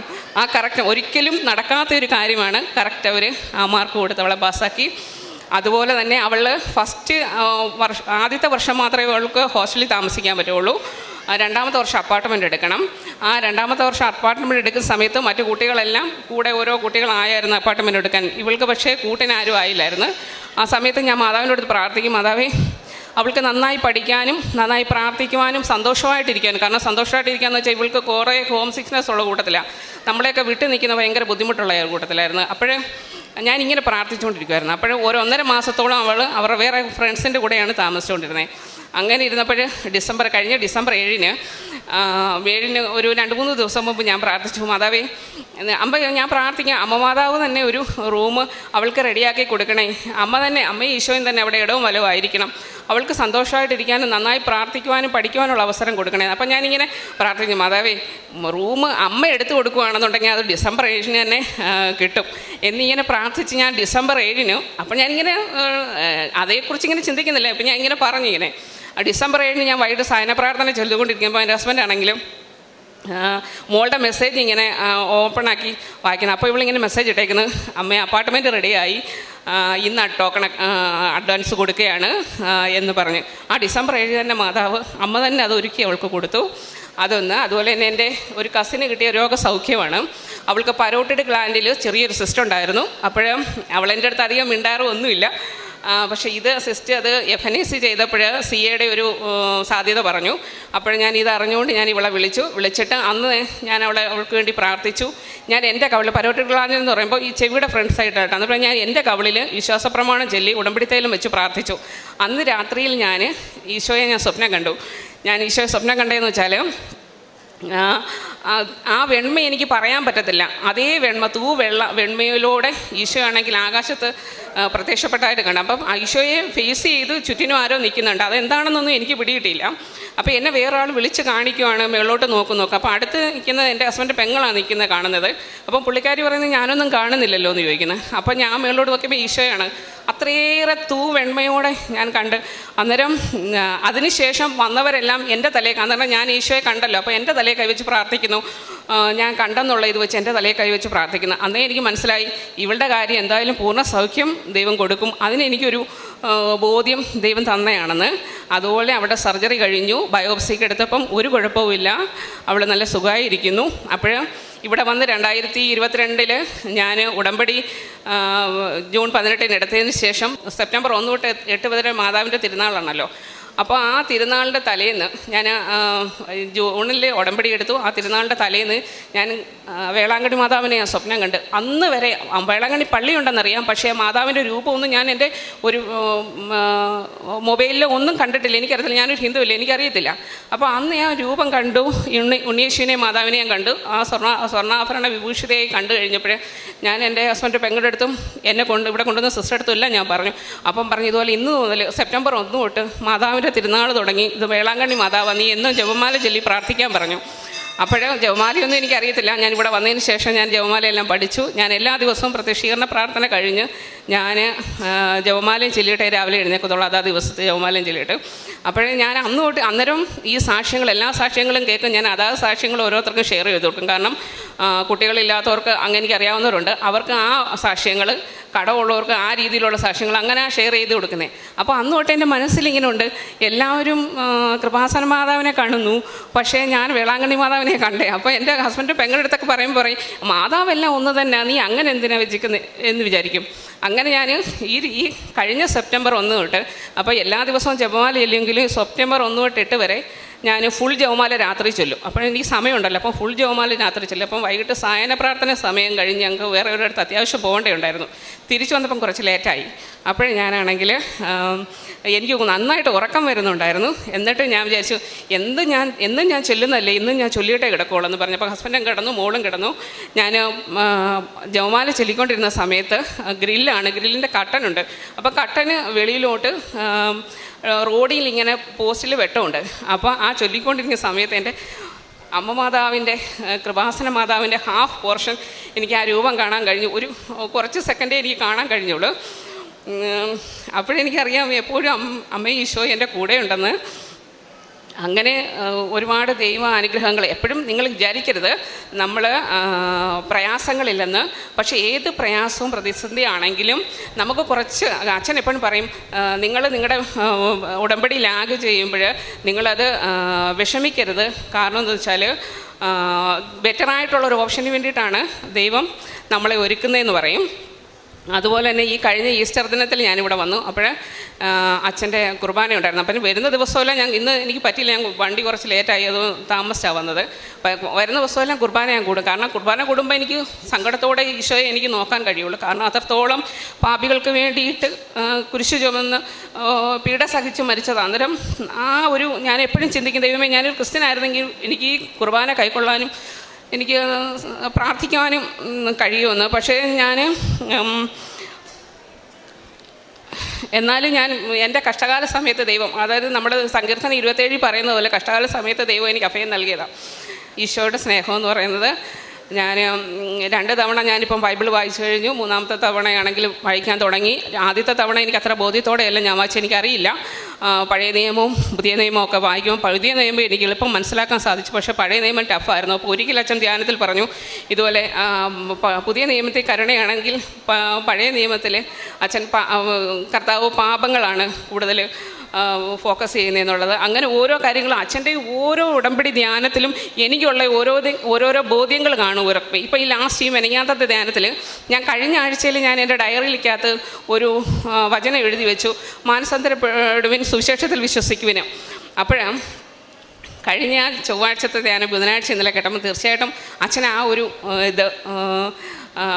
മാനസാന്തരപ്പെട്ട് സുവിശേഷത്തിൽ വിശ്വസിക്കുമെന്നുള്ളൊരു വാക്യം കഴിഞ്ഞ ഉടമ്പടി ധ്യാനത്തിലും കേട്ടു. പിന്നെ ഞാൻ ഉടമ്പടി പ്രേക്ഷിത വേലകൾ ചെയ്യുക എന്ന് വെച്ചാൽ പത്രം ഞാൻ എല്ലാവർക്കും കൊടുക്കും, എനിക്ക് മടിയൊന്നുമില്ല. പലയിടത്തും ചെല്ലുമ്പോൾ ഞാൻ ഹോസ്പിറ്റലിൽ വർക്ക് ചെയ്യുന്ന പല മൂലയിലും കാണും ഓരോ പത്രം എവിടെയെങ്കിലും. അതെടുത്ത് ഞാൻ ആർക്കെങ്കിലും കൊടുത്തിട്ട് ഞാൻ പറയും, ഇത് ഉറപ്പായിട്ടും വായിക്കണം, ഒരിക്കലെങ്കിലും നിങ്ങൾ അമ്മ മാതാവിൻ്റെ അടുത്ത് പോകണം. പലരും എന്നെ കളിയാക്കിയിട്ടുണ്ട്. എൻ്റെ പേര് പോലും വിളിക്കാതെ എന്നെ കൃപാസനം എന്ന് കളിയാക്കി വിളിക്കും. ഞാനിങ്ങനെ പ്രാർത്ഥിക്കുകയും പത്രം കൊടുക്കുകയൊക്കെ ചെയ്യുന്നതുകൊണ്ട് എൻ്റെ മകളെ എന്തിനാണ് നിങ്ങളെ പത്രം കൊടുത്ത് കൊച്ചിൻ്റെ അടുത്ത് വിടുന്നതെന്ന് പറയും. അപ്പോഴെല്ലാം ഞാൻ മനസ്സിൽ ചിന്തിക്കും, ഈശോ എത്രയേറെ. അന്നേരം ഹോസ്പിറ്റലിൽ തന്നെ കൊടുക്കുമ്പം ഡയാലിസിസ് പേഷ്യൻ്റൊക്കെ ചില പേഷ്യൻ്റെ അടുത്ത് ചോദിക്കും, ഞങ്ങൾ ഇങ്ങനെ പത്രം കൊടുത്ത്, ഒരു ക്രിസ്ത്യൻ തന്നെ ഒരു ചേച്ചി എൻ്റെ അടുത്ത് പറഞ്ഞു, ഞാൻ കുറേ കൊടുത്തതാണ്, എനിക്ക് പത്രം വേണ്ട, ഞാനിതും കൊണ്ട് കുറേയൊക്കെ നടന്നിട്ടുള്ളതെന്ന് പറഞ്ഞു. അപ്പോൾ പക്ഷേ തിരിച്ചു വന്നപ്പോൾ എൻ്റെ അടുത്ത് പറഞ്ഞു, ഇനി സിസ്റ്ററിന് വിഷമം തോന്നണ്ട, ഞാൻ വാങ്ങിച്ചോളാമെന്നും പറഞ്ഞ് എൻ്റെ ഇന്ന് തിരിച്ചു വാങ്ങിച്ചു. വേറൊരു പള്ളി എൻ്റെ അടുത്ത് പറഞ്ഞു, എന്തിനാണ് ഇങ്ങനെ കൊച്ചിനെ ഇങ്ങനെ പറഞ്ഞു കൊടുത്തത്, എന്തിനാണ് സിസ്റ്റർ? ഞാൻ പറഞ്ഞു, സ്വന്തം സ്വപുത്രനെ പോലും എന്താ പറയണ്ടേ പീഡയിൽ നിന്ന് ദൈവം മാറ്റി വെച്ചില്ല. പിന്നെ അന്നവിടെ സാധാരണ പാപികളായ മനുഷ്യനെ ദൈവം അത്രമാത്രം ലോകത്തെ സ്നേഹിച്ചു. തീർച്ചയായിട്ടും പ്രേക്ഷിത വേല ചെയ്യുക എന്ന് വെച്ചാൽ പത്രം കൊടുക്കും. അതുപോലെ തന്നെ ഞാൻ ഷെയർ യൂട്യൂബിലാണെങ്കിൽ വരുന്ന സാക്ഷ്യങ്ങളെല്ലാം കാണി അത് ഷെയർ ചെയ്ത് ചെയ്യും. ധ്യാനത്തിലാണെങ്കിൽ ശരി, എന്നെ ചിലർ വേണ്ടാന്ന് പറഞ്ഞാലും ഇതാന്ന് പറഞ്ഞാലും ഞാൻ അവർക്ക് തന്നെ വീണ്ടും ഞാൻ ഇതിട്ട് കൊടുക്കും. പിന്നെ ഫുഡ് ഞാൻ വീട്ടിലുണ്ടാക്കിക്കൊണ്ട് കൊടുക്കുമായിരുന്നു ഹോസ്പിറ്റലിൽ. ഇപ്പം ഫുഡ് പൊതിച്ചോറ് അവിടെ അവർ കൊണ്ടുവരാൻ സമ്മതിക്കുന്നില്ല. പിന്നെ ചെറിയ സാമ്പത്തിക സഹായങ്ങളും മരുന്ന് വാങ്ങിക്കാൻ പറ്റാത്ത എല്ലാം കൊടുക്കും. അമ്മ മാതാവിന് ഈശോയ്ക്ക് 1000 നന്ദി. സാക്ഷ്യം ഈ മാതാവിൻ്റെ സാന്നിധ്യം അനുഭവിച്ചു എന്നും ഈശോനെ കണ്ടു എന്നും അതിനേക്കാളപ്പുറം ഒരു 2-3 പ്രാവശ്യം ബൈബിള് വായിച്ച് വെറുതെ വായിച്ചതല്ല എന്ന് സാക്ഷ്യം കേൾക്കുമ്പം മനസ്സിലാവും. കാരണം ഒരു പക്ഷേ ഇവിടെ ഈശോനെ മാതാവിനെയൊക്കെ പണ്ട് കുഞ്ഞിലെ തൊട്ട് അനുഭവിച്ച് അറിഞ്ഞവർ സാക്ഷ്യം പറയുന്നതിനേക്കാളുമൊക്കെ ഒരു പക്ഷേ മനോഹരമായിട്ടും ആഴത്തിലുമൊക്കെ സാക്ഷ്യം പറയാനായിട്ട് പരിശുദ്ധ അമ്മ വളരെ ചുരുങ്ങിയ നാളുകൊണ്ട് ഉടമ്പടി എടുത്തവരെ കൊണ്ട് സാധിക്കുന്നു എന്നുള്ളത് അത് വലിയൊരു പരിശുദ്ധ അമ്മയുടെ വലിയൊരു സാന്നിധ്യമായിട്ട് തന്നെ കരുതുകയാണ്. അതിൽ ജപമാലയെക്കുറിച്ചും വിശുദ്ധ കുർബാനയെക്കുറിച്ചുമൊക്കെ പറയുന്ന വാക്കുകൾ കേൾക്കുമ്പോൾ തന്നെ അത്യാവശ്യം നമുക്ക് ബോധ്യപ്പെടും. കാരണം നമ്മളെപ്പോഴും പറയാറുണ്ട്, നമ്മളിലുള്ള ഈ ശക്തിയുടെ സ്രോതസ്സ് എന്ന് പറയുന്നത് വിശുദ്ധ ബലിയും ജപമാലയും ബൈബിളുമാണെന്നുള്ളതാണ്. അത് നമുക്കെല്ലാവരും ഒരുപക്ഷെ മതബോധനത്തിൽ പഠിച്ചിട്ടുണ്ടെന്നെങ്കിലും ഇന്ന് മറ്റ് ഒരുപക്ഷെ ഇതൊക്കെ വളരെ വൈകി അറിഞ്ഞവർ ഇതിൻ്റെ ശക്തി മനസ്സിലാക്കുവാനായിട്ട് നമ്മളെ ഉടമ്പടിയിലൂടെ സഹായിക്കുന്നുണ്ട്. ഇപ്പം ഈ മകളുടെ സാക്ഷ്യത്തിൽ എല്ലാ കാര്യത്തിലും ഇപ്പം 2 മക്കളുണ്ട്, മക്കളുടെ കാര്യമുണ്ട്, വ്യക്തിപരമായ കാര്യമുണ്ട്. അതിനേക്കാളും ഏറ്റവും മനോഹരമായിട്ടുള്ളത് മാതാവിൻ്റെ വലിയ സാന്നിധ്യം വ്യക്തിപരമായിട്ട് അനുഭവിക്കാനായിട്ട് സാധിക്കുന്നു. മാതാവിൻ്റെ തിരുനാളുകളെക്കുറിച്ച് അത് നോയമ്പ് നോയിട്ട് ഒരുങ്ങാനായിട്ട് ശ്രമിക്കുന്നു, കുർബാന കാണുവാനായിട്ട് ശ്രമിക്കുന്നു. ഈ നിബന്ധനകളൊന്നും സത്യം പറഞ്ഞാൽ ഇവർ പാലിക്കേണ്ടതായിട്ടില്ല ഉടമ്പടിയിൽ. പക്ഷേ പരിശുദ്ധ അമ്മയുടെ ഈ വലിയ ദൈവസ്നേഹത്തെക്കുറിച്ച് ഈശോനെക്കുറിച്ച് ആലോചിക്കുമ്പം വിഷമം വരുന്നു എന്നൊക്കെ പറയുന്നതിൽ എത്രത്തോളം ബോധ്യത്തിൽ ഒരാൾക്ക് സാക്ഷി പറയാൻ പറ്റുന്നുണ്ടെങ്കിൽ ദൈവം ഇതിനോടൊപ്പം സഞ്ചരിക്കുന്നുണ്ട്. ഇപ്പം അച്ഛൻ്റെ ആരാധനയെക്കുറിച്ച് പറയുന്നുണ്ട്. ആരാധനയുടെ കാര്യം പറഞ്ഞാണ് തുടങ്ങുന്നത്. ഒരുപാട് ആരാധനയിൽ സൗഖ്യം ഒരുപാട് ഇവിടെ റിപ്പോർട്ട് ചെയ്യപ്പെടുന്നുണ്ട്. അപ്പോൾ കർത്താവിനെക്കുറിച്ചുള്ള ഏറ്റവും വലിയ പ്രവചനം എന്ന് പറയുന്നത് കർത്താവ് സകല ജനത്തിനും വേണ്ടിയുള്ള രക്ഷയുടെ സദ്വാർത്ത എന്നുള്ളതാണ്. അത് കർത്താവ് ഇന്നും ആ ഒരു സ്റ്റാൻഡിൽ തന്നെ തന്നിലേക്ക് ചെരിയുന്ന ആരാണ് അവനെ നോക്കിയവരെല്ലാം പ്രകാശിതരായെന്ന് പറയുന്നത് പോലെ തൻ്റെ വിശ്വാസത്തിലേക്ക് കടന്നു വരുന്നവരാണ്. റോമ 10:9 പറയുന്നത് പോലെ കർത്താവാണ് ഏകരക്ഷകനെന്നും അവനെ ഹൃദയത്തിൽ വിശ്വസിക്കുകയും അവനെ മരിച്ചവരെ ഉയർപ്പിച്ചെന്ന് അതരം കൊണ്ട് ഏറ്റുപറയുകയും ചെയ്യുന്നവനോടൊപ്പം നിത്യജീവനുണ്ടെന്ന് പറയുന്ന പോലെ ഈ ബോധ്യമുള്ള സാക്ഷ്യങ്ങൾ ഉടമ്പടി എടുത്ത് നമുക്കെല്ലാവർക്കും സഹായിക്കട്ടെ എന്നും ഒപ്പം നമ്മളെ തന്നെ ഒന്ന് വിലയിരുത്താനായിട്ട് ഇതുപോലുള്ള സാക്ഷ്യങ്ങൾ ഉപകരിക്കട്ടെ എന്ന് പ്രാർത്ഥിക്കുന്നു. നമുക്ക് കരങ്ങളടിച്ച് ദൈവത്തിൻ്റെ നാമം മുഹൂർത്തപ്പെടുത്താം. ഈശോയ്ക്കും തിരുക്കുമാരനും 1000 നന്ദി സ്തോത്രം കരുതുന്നു. എൻ്റെ പേര് ജെസി തോമസ്. ഞാൻ പത്തനംതിട്ട ജില്ലയിൽ നിന്നും വരുന്നു. ഞാനിവിടെ വന്ന ഉടമ്പടി എടുത്തത് 7/12/2023 ഞാൻ എൻ്റെ ഭർത്താവ് വിദേശത്ത് ജോലി ചെയ്യുന്നു. ഞങ്ങൾ രണ്ടുപേരുടെ ഇവിടെ വന്ന് ഉടമ്പടി എടുത്തു. രണ്ടുപേരും ഞങ്ങൾ ഉടമ്പടി എടുത്തു. ഭർത്താവ് വിദേശത്തുള്ളതിനാൽ ഞങ്ങൾ നിയോഗങ്ങൾ എഴുതി വെച്ച കൂട്ടത്തിൽ ഞങ്ങളുടെ വസ്തുവിൽ കൂടെ 16 വർഷമായി ഒരു വഴിവെട്ട് സംബന്ധിച്ച ഒരു കേസുണ്ടായിരുന്നു. എതിർ പാർട്ടികൾ രണ്ടുപേരും വക്കീലന്മാരാണ്. അതുകൊണ്ട് ഒരു വിധത്തിൽ ഈ കേസ് തീർക്കാൻ അവർ സമ്മതിക്കത്തില്ല. രാത്രി കയറി വസ്തുവിൽ കൂടെ 77 മീറ്റർ നീളത്തിൽ 4.5 അടി വീതിയിൽ വസ്തുവിൽ കൂടെ വഴി വെട്ടി ഇറക്കി JCB ഉപയോഗിച്ച് കരിങ്കല്ല് മതിൽ മൊത്തവും ഇടിച്ചു നിരത്തി. എന്നിട്ട് അവിടുത്തെ കൃഷികൾ മൊത്തവും നശിപ്പിച്ചു. ഈ കേസ് ഇങ്ങനെ മുന്നോട്ട് പോവുകയാണ്. അവരെ എന്നിട്ട് വഴി വെട്ടി ഇറക്കിയേച്ച് അവരെ ഞങ്ങൾ ഇനി കെട്ടിയടയ്ക്കാതിരിക്കാൻ കോടതിയിൽ നിന്നും ഇഞ്ചക്ഷൻ ഓർഡർ എടുത്തു. അതിനാൽ ഞങ്ങൾക്ക് കെട്ടിയടയ്ക്കാൻ പറ്റത്തില്ല. 1000കണക്കിന് രൂപ ഞങ്ങൾ കേസിന് ചിലവാക്കി. ഒരു വിധത്തിൽ ഇവർ കേസ് തീർക്കാൻ സമ്മതിക്കത്തില്ല. അവർ 5 രൂപ ചിലവാക്കുന്നിടത്ത് ഞാൻ 1000-2000 രൂപ ചിലവാക്കും. ഇങ്ങനെ പ്രതിസന്ധികളിലൂടെ കടന്നുപോയി ദൈവത്തോട് കൂടുതൽ അടുത്ത് പ്രാർത്ഥിക്കുകയല്ല ഒരു രക്ഷയില്ലെന്ന് ഞങ്ങൾക്ക് മനസ്സിലായി. അങ്ങനെയാണ് ഞങ്ങൾ ഇവിടെ വന്ന് ഉടമ്പടി എടുത്തത്. പഞ്ചായത്തുകാരോട് പറഞ്ഞു. അവർ സംസാരിച്ചു. അവർ വസ്തു തിരിച്ചു തരത്തില്ല, കെട്ടിയടയ്ക്കാൻ സമ്മതിക്കത്തില്ല, നഷ്ടപരിഹാരവും തരത്തില്ല. അവരെല്ലാവരും പറയും കോടതി കേസുണ്ട്, അതുകൊണ്ട് കേസ് തീരുമാനിക്കട്ടെ എന്ന് പറഞ്ഞു. അങ്ങനെ ഞങ്ങൾ ഉടമ്പടി എടുത്തു. അതിനുശേഷം ഞാൻ മാർച്ച് 9 വന്ന് ഉടമ്പടി പുതുക്കിയിട്ട് ഞാൻ വീട്ടിൽ ചെന്നു. വീട്ടിൽ ചെന്നപ്പോൾ ഞാൻ ഈ യൂട്യൂബ് വഴി ഇവിടുത്തെ ധ്യാനത്തിലൊക്കെയും പങ്കെടുക്കും. അച്ഛൻ പ്രാർത്ഥിക്കാൻ പറയുമ്പോൾ ഞാൻ പ്രാർത്ഥിക്കും, കൈവക്കാൻ പറയും കൈവോക്കും, മുട്ടുകുത്താൻ പറയും മുട്ടുകുത്തും. ഞാനങ്ങനെ ദൈവഭാഗത്തേക്ക് എന്നെ ദൈവം ഒരുപാട് അടുപ്പിച്ചു. ഇവിടെ വന്നതിൽ പിന്നെ എനിക്കൊരു പ്രത്യേക ഒരു അനുഗ്രഹം ഉണ്ടായി. രാവിലെ എഴുന്നേറ്റ് പ്രത്യക്ഷണം പ്രാർത്ഥന ചൊല്ലുന്നതിന് എനിക്ക് യാതൊരു മടിയുമില്ല. അങ്ങനെ ദൈവത്തോട് കൂടുതൽ അടുത്ത് ഞാൻ മുന്നോട്ട് പോവുകയാണ്. അങ്ങനെ പിന്നെ ഉച്ചയ്ക്ക് ഈ യൂട്യൂബിനകത്ത് ധ്യാനം കേട്ടുകൊണ്ടിരുന്നപ്പം ഞങ്ങളുടെ സിവിൽ കേസിൻ്റെ വക്കീൽ എന്നെ വിളിച്ചു. അപ്പം ഈ കോവിഡ് സമയം കഴിഞ്ഞ് ഞാൻ ഇതേക്കുറിച്ചൊന്നും ചിന്തിക്കാറുമില്ല. കേസ് പോകുന്നിടത്തൂടെ പൊയ്ക്കോട്ടെ എന്ന് ഞാൻ ചിന്തിച്ചു. എന്ന് വെച്ചാൽ ഞങ്ങളെ കൊണ്ടൊരു രക്ഷയുമില്ലെന്ന് മനസ്സിലാക്കി. ഈ മനുഷ്യൻ്റെ കൂടെ ജയിക്കാൻ ഞങ്ങൾക്ക് പറ്റത്തില്ല, ദൈവത്തിൻ്റെ കരുണ മാത്രമേ ഉള്ളൂ. എൻ്റെ ഭർത്താവ് എന്നോട് ചോദിക്കും, എടി 1000 രൂപ ചിലവാക്കിയിട്ട് നീ കേസിനെക്കുറിച്ചൊന്നും തിരക്കുന്നില്ലയോ എന്ന് ചോദിക്കും. ഞാൻ പറയും ദൈവം തരുന്നെങ്കിൽ തരട്ടെ, അല്ലെ ആ മനുഷ്യൻ കൊണ്ടുപോയി കഴിക്കട്ടെ, എനിക്ക് ഇനിയും വയ്യ ഇതിൻ്റെ പുറകെ നടക്കാൻ. അങ്ങനെ അങ്ങ് നിരാശയുടെ അവസ്ഥയിലായി. അന്ന് ഇതുപോലെ ആ വക്കീൽ എന്നെ വിളിച്ചിട്ട് പറഞ്ഞു, നിങ്ങൾ കേസിനെക്കുറിച്ചൊന്നും തിരക്കുന്നില്ലല്ലോ, നിങ്ങളുടെ വിസ്താരത്തിൻ്റെ സമയമായി, നിങ്ങൾ ഓഫീസിലോട്ടൊന്ന് വരാൻ പറഞ്ഞു. അപ്പോൾ എൻ്റെ കൂടെ വേറൊരു സ്ത്രീയുടെ വസ്തുവിൽ കൂടാണ്, അവർ വിധവ സ്ത്രീയാണ് വഴി വെട്ടിയത് നിൽക്കുന്നത്. നിങ്ങൾ രണ്ടുപേരും ഇങ്ങോട്ട് വരാൻ പറഞ്ഞു. ഞാൻ എൻ്റെ ദൈവത്തിന് 1000 നന്ദി സ്തോത്രം അന്നേരം തന്നെ കരറ്റി. ഈ കുഴഞ്ഞ പ്രശ്നങ്ങൾക്ക് എൻ്റെ മാതാവ് എനിക്ക് മാറ്റം തരികയാണെന്ന് ഞാൻ മനസ്സിലാക്കി. ഞങ്ങൾ അവിടെ ചെന്നപ്പോൾ സിവിൽ കേസ് ആയതുകൊണ്ട് ഒരുപാട് പഠിക്കാനുണ്ട്. സർവേ നമ്പരും അതിരും ഇങ്ങനെയൊക്കെ ഉണ്ട്. അപ്പോൾ സാറ് ഞങ്ങളോട് പറഞ്ഞു, അവരുടെ വേണ്ടി എഴുന്നേൽക്കുന്ന വക്കീൽ വലിയൊരു കഴിവുള്ളവനാണ്. അതുകൊണ്ട് എല്ലാ ചോദ്യങ്ങൾക്കും ശരിയായിട്ട് നിങ്ങൾ മറുപടി പറഞ്ഞില്ലെങ്കിൽ ഇത്രയും നാളും കഷ്ടപ്പെട്ടതെല്ലാം പരാജയത്തിലായി പോകും. അതുകൊണ്ട് ശരിയായിട്ട് പഠിച്ചുകൊണ്ട് വരണമെന്ന് പറഞ്ഞു. ഇത് കേട്ടപ്പം തൊട്ട് ഞങ്ങൾക്ക് ഭയമായി. എന്തുവാ ചോദിക്കുന്നത്? ഞാൻ ഉടനെ സാറിനോട് ചോദിച്ചു. സാറെന്ന് പറഞ്ഞ എൻ്റെ വക്കീലിനെയാണ്. സാറിനോട് ചോദിച്ചു, സാറേ ഈ ജഡ്ജി പുരുഷനാണോ സ്ത്രീയാണോ എന്ന് ഞാൻ ചോദിച്ചു. അപ്പോൾ എന്നോട് പറഞ്ഞു ഒരു സ്ത്രീയാണ്, വലിയ പ്രായമില്ലാത്ത സ്ത്രീയാണ്. ഞാൻ പേപ്പറും വാങ്ങിച്ചുകൊണ്ട് വീട്ടിൽ വന്ന് അന്ന് തൊട്ട് ഞാൻ പ്രാർത്ഥിച്ചു. ഒരാഴ്ച കഴിഞ്ഞാണ് ഞങ്ങളുടെ വിസ്താരം. ഞാൻ പ്രാർത്ഥിച്ചു, എൻ്റെ മാതാവേ, അത് മാതാവായിരിക്കണമേ, അമ്മ പ്രവർത്തിക്കണമേ, അത് യഥാർത്ഥത്തിൽ എൻ്റെ അമ്മയായിരിക്കണേ, എല്ലാ ക്വസ്റ്റ്യനും അതിന് മറുപടി പറയാനുള്ള കഴിവ് തരണമേ, അമ്മ നല്ല ജഡ്ജിയായി എന്നോട് കൂടെ ഇരുന്ന് എനിക്ക് അനുകൂലമായ ഒരു വിധി തരണമേ, അമ്മയെ മാത്രമേ ഞാൻ ആശ്രയിക്കുന്നുള്ളൂ, ഈ പ്രശ്നങ്ങൾക്കൊരു ശാശ്വത പരിഹാരം തരുവാൻ എൻ്റെ മാതാവിന് മാത്രമേ കഴിയുള്ളൂ എന്ന് ഞാൻ പരിപൂർണമായി വിശ്വസിക്കുന്നുവെന്ന് പറഞ്ഞ് ഞാൻ അന്ന് മുതൽ എൻ്റെ ജപമാല ഞാൻ 3 രാവിലെ ഉച്ചയ്ക്കും വൈകിട്ടും ചൊല്ലും. അന്ന് മുതൽ ഞാൻ എൻ്റെ പ്രത്യക്ഷണ പ്രാർത്ഥന ജപമാലയായിട്ട് 3 നേരം ഞാൻ ചൊല്ലി അതിനുവേണ്ടി പ്രത്യേകം ഞാൻ പ്രാർത്ഥിക്കാൻ തുടങ്ങി. എൻ്റെ ആവശ്യങ്ങൾ പറയുന്ന സുന്നത്തിൽ ജപമാല ചൊല്ലി ഞാൻ പ്രാർത്ഥിച്ചു. അങ്ങനെ ഈ വിധിയുടെ വിസ്താരത്തിൻ്റെ ദിവസമായി ഞാൻ അമ്മയുടെ കാശുരൂപം ഒരു തുവാലയിൽ പൊതിഞ്ഞു കയ്യിലെടുത്തു. അമ്മയുടെ പ്രത്യക്ഷണ പ്രാർത്ഥന എൻ്റെ ചുരിദാറിൻ്റെ പോക്കറ്റിലെടുത്ത് വെച്ച് എഴുതി, ഞാൻ പേപ്പറിനകത്ത് എഴുതി പോക്കറ്റിൽ വെച്ചു. അങ്ങനെ സാറിൻ്റെ ഓഫീസിൽ ഞങ്ങൾ 2 പേരൂടെ ചെന്നപ്പോൾ എന്നോട് സാറ് പറഞ്ഞു, ഇന്ന് വിസ്താരം നടക്കുമെന്ന് തോന്നുന്നില്ല. അവൻ ഹൈക്കോടതിയിൽ നിന്ന് നിങ്ങൾക്കെതിരായിട്ട് വേറെ പേപ്പറും കൊണ്ട് വന്നിട്ടുണ്ട്.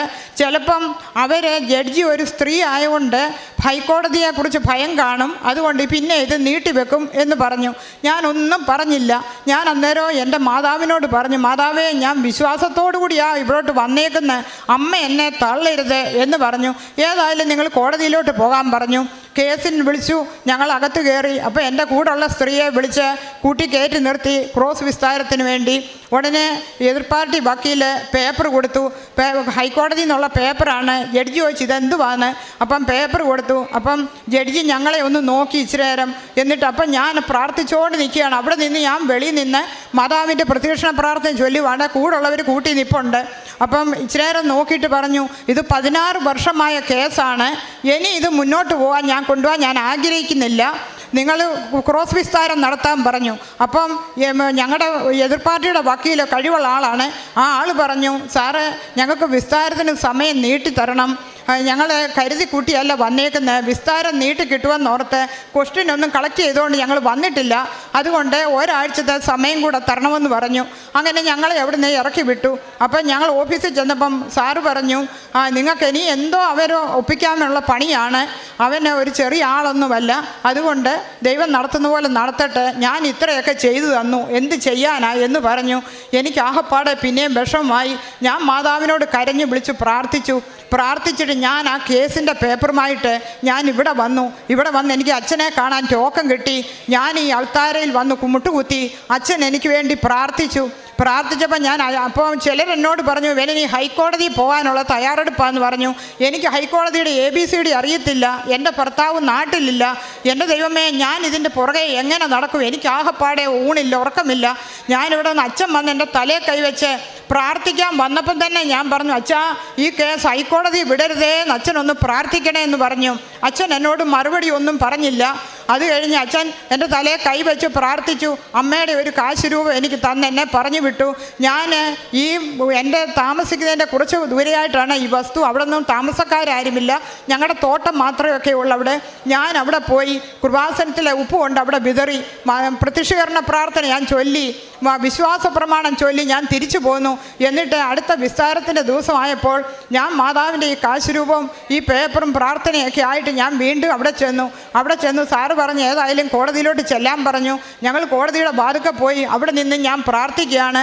അന്ന് ഇവിടെ വന്നപ്പോഴും ഞാൻ ഒരു കെട്ട് പേപ്പറും വാങ്ങിച്ചുകൊണ്ടാണ് പോയത്. ഞാൻ ആ കോടതിയിൽ ചെന്ന് എനിക്കറിയാം, പരിചയം കാണുന്നവരെ ഈ ബാഗുള്ള സ്ത്രീകളൊക്കെ അവിടെ നിൽപ്പുണ്ട്, അവർക്കൊക്കെയും ഞാൻ ഈ പേപ്പർ കൊടുത്തു. സുവിശേഷ പോലെ അന്നേരം ഞാനിത് ചെയ്തിട്ട് അമ്മ എൻ്റെ കൂടെ ഉണ്ടായിരിക്കണമേ, ഈ പ്രശ്നത്തിനൊരു പരിഹാരം ഒരുക്കി തരണം, ഇത് മാത്രമേ എനിക്ക് പ്രാർത്ഥിക്കാനുള്ളൂ. ഞങ്ങൾ കയറി നിന്നു. അപ്പോൾ അവർ തമ്മിൽ എന്തൊക്കെയോ കേസിൻ്റെ നമ്പർ പറയുന്നുണ്ട്, നമ്മൾക്ക് കൂടുതലൊന്നും അറിയത്തില്ല. ഉടനെ ജഡ്ജി എഴുന്നേറ്റ് എന്ന് പറഞ്ഞു, ഈ കേസ് ഞാൻ പഠിച്ചു. ഈ കോടതിയിൽ നിങ്ങൾ പേപ്പർ കൊണ്ടുവന്നപ്പോൾ ഞാൻ ഈ കേസിനെക്കുറിച്ച് പഠിച്ചിട്ട് ഞാൻ നോക്കിയിട്ട് ഇതിന് യാതൊരു കഴമ്പില്ലാത്തൊരു കേസാണ്. അവരുടെ പ്രൈവറ്റ് പ്രോപ്പർട്ടി കൂടെ നിങ്ങൾ വഴി വെട്ടിയിട്ടേച്ച് ഇത്രയും നാളായിട്ട് നിങ്ങൾ അവരെ ശല്യം ചെയ്യുവാണ്. അതുകൊണ്ട് അപ്പോൾ ഞങ്ങൾക്കെതിരായിട്ട് ഒരു 6-7 കേസ് ഇവൻ കൊടുത്തിട്ടുണ്ട്. നിസ്സാര കാര്യത്തിൽ അവൻ വക്കീലാണല്ലോ, പുള്ളിക്ക് പ്രത്യേകം ചിലവില്ലല്ലോ, ഒരുപാട് കേസുണ്ട്. അപ്പം പറഞ്ഞു, നിങ്ങളുടെ ഈ കേസ് മൊത്തവും ഞാൻ തള്ളിക്കളഞ്ഞേക്കുന്നെന്ന് പറഞ്ഞു. അങ്ങനെ വിസ്താരം പോലും ഇല്ലാതെ എൻ്റെ മാതാവ് ഈ കേസ് മൊത്തവും തള്ളിക്കളഞ്ഞു. എനിക്ക് 1000 നന്ദിയും സ്തോത്രം. നമ്മുടെ ദൈവത്തിന് കഴിയാത്തത് ഒന്നുമില്ല. 16 വർഷം ഞാൻ കഷ്ടപ്പെട്ടൊരു കേസാണിത്. എനിക്ക് 1000 രൂപ ഈ കേസിന് ചിലവായിട്ടുണ്ട്. അങ്ങനെ അമ്മ എനിക്ക് കേസ് അവിടെ വെച്ച് തള്ളിക്കളഞ്ഞു. അത് കഴിഞ്ഞ് ഞാൻ വക്കീൽ ഓഫീസിൽ ചെന്നപ്പം സാറ് പറഞ്ഞു, എനിക്ക് ഏപ്രിൽ 28 അങ്ങനെ എനിക്ക് അനുകൂലമായ വിധി വന്നു. കെട്ടി അടച്ചോളാനും 1,00,000 രൂപ നഷ്ടപരിഹാരത്തിനുമാണ് വിധി വന്നത്. പക്ഷേ വിധിയുടെ പേപ്പർ എനിക്ക് കൈ കിട്ടിയിട്ടില്ല. എന്നോട് പറഞ്ഞു അടുത്ത കോടതി സിവിൽ കോടതിയാണ്, അടുത്തത് ഓപ്പൺ ആകുന്നതിന് മുമ്പേ നിങ്ങൾ ചെന്ന് കെട്ടിയടച്ചോ, അല്ലെ അവൻ അടുത്ത കേസെങ്കിലും എന്തെങ്കിലും ഒപ്പിക്കുമെന്ന് പറഞ്ഞു. ഞാൻ നാട്ടിൽ വന്നു. വീട്ടിൽ വന്നിട്ട് ഞാൻ പണിക്കാരെ എല്ലാം വിളിക്കുകയാണ്. അപ്പം 16 വർഷമായ കല്ലുകൾ മൊത്തം ഈ ഭൂമിക്കിടയിൽ കിടക്കുകയാണ്. ആ സമയത്ത് മഴയായതുകൊണ്ട് പാറമടയിൽ നിന്ന് കല്ലിറക്കാൻ പറ്റത്തില്ല. ആഹപ്പാടെ ഈ പെട്ടെന്ന് ഇത് കെട്ടി അടയ്ക്കണം. ഞാൻ പണിക്കാരെ എല്ലാം വിളിച്ചു. ഒരു പണിയും ആരും പണിയാൻ വരത്തില്ല. കേസിൽ കിടക്കുന്ന വസ്തുവായതുകൊണ്ട് ഈ കോടതിയുടെ പേപ്പർ ഇല്ലാതെ പണിയാൻ വരത്തില്ല. ഞങ്ങളുടെ വണ്ടി പിടിച്ചുകൊണ്ട് പോകും. വക്കീലിനെ ഞങ്ങൾക്ക് പേടിയാ എന്നാണ് പറയുന്നത്. അങ്ങനെ ആയിക്കഴിഞ്ഞ് മെയ് 16 ആയപ്പോഴത്തേന് അടുത്ത പേപ്പർ എനിക്ക് കേസിൻ്റെ വന്നു കഴിഞ്ഞു. ഭാഗ്യത്തിന് അതിനകത്ത് ഹിയറിങ് വെച്ചിരുന്നത് ജൂലൈ 1-ാം തീയതിയാണ്. ഇപ്പോൾ സാറെന്നെ വിളിച്ച് പറഞ്ഞു, ഞാൻ നിങ്ങളോട് പറഞ്ഞല്ലേ കെട്ടിയടയ്ക്കാൻ, നിങ്ങൾ കെട്ടിയടയ്ക്കാൻ എനിക്കൊന്നും ചെയ്യാൻ പറ്റത്തില്ല. ജൂലൈ ആയി കഴിഞ്ഞാൽ പിന്നെ നിങ്ങൾക്കൊന്നും ചെയ്യാൻ പറ്റത്തില്ല. വസ്തുവിൽ വേണമെങ്കിൽ കെട്ടിയടച്ചെടുത്തോളാൻ പറഞ്ഞു. ഞാൻ പറഞ്ഞു, എൻ്റെ സാറ് കോടതിയിൽ നിന്ന് ഒരു പേപ്പർ ഇല്ലാതെ ആരും ഇത് കെട്ടിയടച്ച് തരത്തില്ല. സാർ എനിക്കൊരു പേപ്പർ താ. അപ്പോൾ എന്നോട് പറഞ്ഞു, ഞാൻ എവിടുന്ന് പേപ്പർ തരാനാ, ഇത് വിധിയെന്ന് പറയുന്നത് 19 പേജുള്ളൊരു ബുക്കിലെറ്റാണ്, അത് കോടതി അടിച്ചു തരാതെ എനിക്ക് തരാൻ പറ്റത്തില്ലെന്ന് പറഞ്ഞു. ഞാൻ ഒരുപാടിരുന്ന് കരഞ്ഞു മാതാവിനോട് ഞാൻ പ്രാർത്ഥിച്ചു. അമ്മേ, എനിക്ക് ഇത്രയും തന്നത് ബാക്കിയൂടെ സാധിച്ചു തരണമേ എന്ന് ഞാൻ പ്രാർത്ഥിച്ചു. അപ്പോൾ എനിക്കൊരു പബ്ലിക് പ്രോസിക്യൂട്ടറുമായിട്ട് പരിചയമുണ്ട്. അപ്പോൾ ഞങ്ങളുടെ ഈ കേസിന് ക്രിമിനൽ കേസും അവൻ കൊടുത്തിട്ടുണ്ട്. അതിനുവേണ്ടി ഞാൻ ആ സാറിനെ സാറിനോട് വിളിച്ചു പറഞ്ഞു, സാറേ എനിക്ക് പിന്നെയും കോടതിയിൽ നിന്ന് കേസ് വന്നിട്ടുണ്ട്. ഞാൻ ഈ പേപ്പർ ഒപ്പിട്ട് വാങ്ങിച്ചാൽ പിന്നെയും ഞാൻ കേസിനകത്തായി പോകും. സാറേ ഞാൻ എന്ത് ചെയ്യണം? അപ്പോൾ എന്നോട് പറഞ്ഞു, സിവിൽ കേസ് സംബന്ധിച്ച് ആര് ഒപ്പിട്ട് വാങ്ങിച്ചില്ലെങ്കിൽ അയച്ചവരുടെ രീതിയിലോട്ട് കേസ് തിരിഞ്ഞു പോകും. അതുകൊണ്ട് നിങ്ങൾ ഒപ്പിട്ട് വാങ്ങിച്ച് നിങ്ങളുടെ വക്കീലിന് കൊടുക്കാൻ പറഞ്ഞു. എന്തുവാ കാര്യം എന്ന് ചോദിച്ചു. ഞാൻ പറഞ്ഞു, സാറേ വിധി വന്നു, പക്ഷേ കോടതിയിൽ നിന്ന് പേപ്പർ ഇല്ലാത്തതുകൊണ്ട് ആരും പണി ചെയ്യാൻ വരത്തില്ല. ഞാൻ ആകപ്പാടെ അങ്ങ് നിരാശയല്ല. പിന്നെയും അടുത്ത കേസും അവൻ ഞങ്ങൾക്ക് വേണ്ടി ചുമത്തി കഴിഞ്ഞു എന്ന് പറഞ്ഞു. അപ്പോൾ എന്നോട് പറഞ്ഞു, എന്നാ വിധി വന്നത്? ഞാൻ പറഞ്ഞു, ഇത്ര ദിവസമായി, ഏപ്രിൽ 28-നാണ് വിധി വന്നത്. അപ്പോൾ എന്നോട് പറഞ്ഞു, അത് കോടതിയുടെ സൈറ്റിൽ കയറി നോക്കാൻ വയ്യായിരുന്നോ? വിധിയുടെ കോപ്പി ചിലപ്പം വന്ന് കാണും. എനിക്ക് സൈറ്റും അറിയത്തില്ല, ഒന്നും അറിയത്തില്ല. ഞാൻ പറഞ്ഞു, സാർ പറഞ്ഞു അത് ഞാൻ നോക്കുന്നില്ല. ഞാൻ സാറിനെ വിളിച്ചിട്ട് പറഞ്ഞു, സാറേ ക്ഷമിക്കണം, ഞാൻ നോക്കിയിട്ട് ഇതൊന്നും ശരിയാകുന്നില്ലെന്ന് പറഞ്ഞു. അപ്പോൾ എന്നോട് പറഞ്ഞു, വിഷമിക്കണ്ട, ഞാൻ നോക്കി, നിങ്ങൾക്ക് 1,00,000 രൂപ നഷ്ടപരിഹാരവും തന്നിട്ടുണ്ട്, കെട്ടിയടയ്ക്കാനുള്ള അനുവാദവും തന്നിട്ടുണ്ട്. ഞാനിത് PDF ആയിട്ട് നിങ്ങളുടെ മൊബൈലിലോട്ട് അയച്ചു തരാം, നിങ്ങൾ കോപ്പി എടുത്തിട്ട് പോയി കെട്ടിയടയ്ക്കാൻ പറഞ്ഞു. ഞാനങ്ങനെ ആ കോപ്പി എടുത്തു, പണിക്കാരെ എല്ലാം വിളിച്ചു, കെട്ടിയടയ്ക്കാൻ തുടങ്ങി. 2 ദിവസം പണി ചെയ്തു.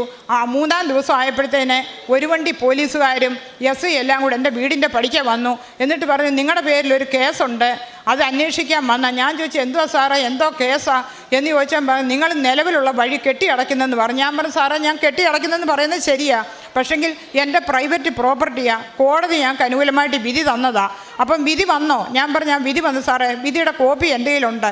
അപ്പം ഞാൻ കോപ്പി കാണിച്ചു. അപ്പോൾ എന്നോട് പറഞ്ഞു, നാളെ ഇതും കൊണ്ട് സ്റ്റേഷനിൽ വരണം, അവനെ കൂടെ വിളിച്ചിട്ട് നമുക്ക് അവിടെ വെച്ച് എഴുതി ഒപ്പുവെപ്പിക്കാമെന്ന് പറഞ്ഞു. ഞാൻ പിറ്റേ ദിവസം എൻ്റെ പഞ്ചായത്ത് പ്രസിഡൻറ്റിനെയും കൂട്ടി ഞങ്ങൾ സ്റ്റേഷനിൽ ചെന്ന് അവിടെ ചെന്നപ്പോൾ SI പറഞ്ഞു, ആർക്ക് അനുകൂലമായിട്ടാണ് വിധി വന്നതെന്ന് പറഞ്ഞു, അതുപോലെ നടക്കട്ടെ, ഞങ്ങൾക്ക് കോടതിക്കെതിരായിട്ട് ഒന്നും ചെയ്യാൻ ഞങ്ങൾക്ക് പറ്റത്തില്ലെന്ന് പറഞ്ഞു. അങ്ങനെ എഴുതി ഒപ്പുവെച്ചു. സന്തോഷത്തോടെ ഞാൻ വീട്ടിൽ പോന്നു. വൈകിട്ട് ഒരു 6 മണിയായപ്പോൾ എനിക്ക് പിന്നെയും സ്റ്റേഷനിൽ നിന്ന് അടുത്ത ഫോൺ വന്നു.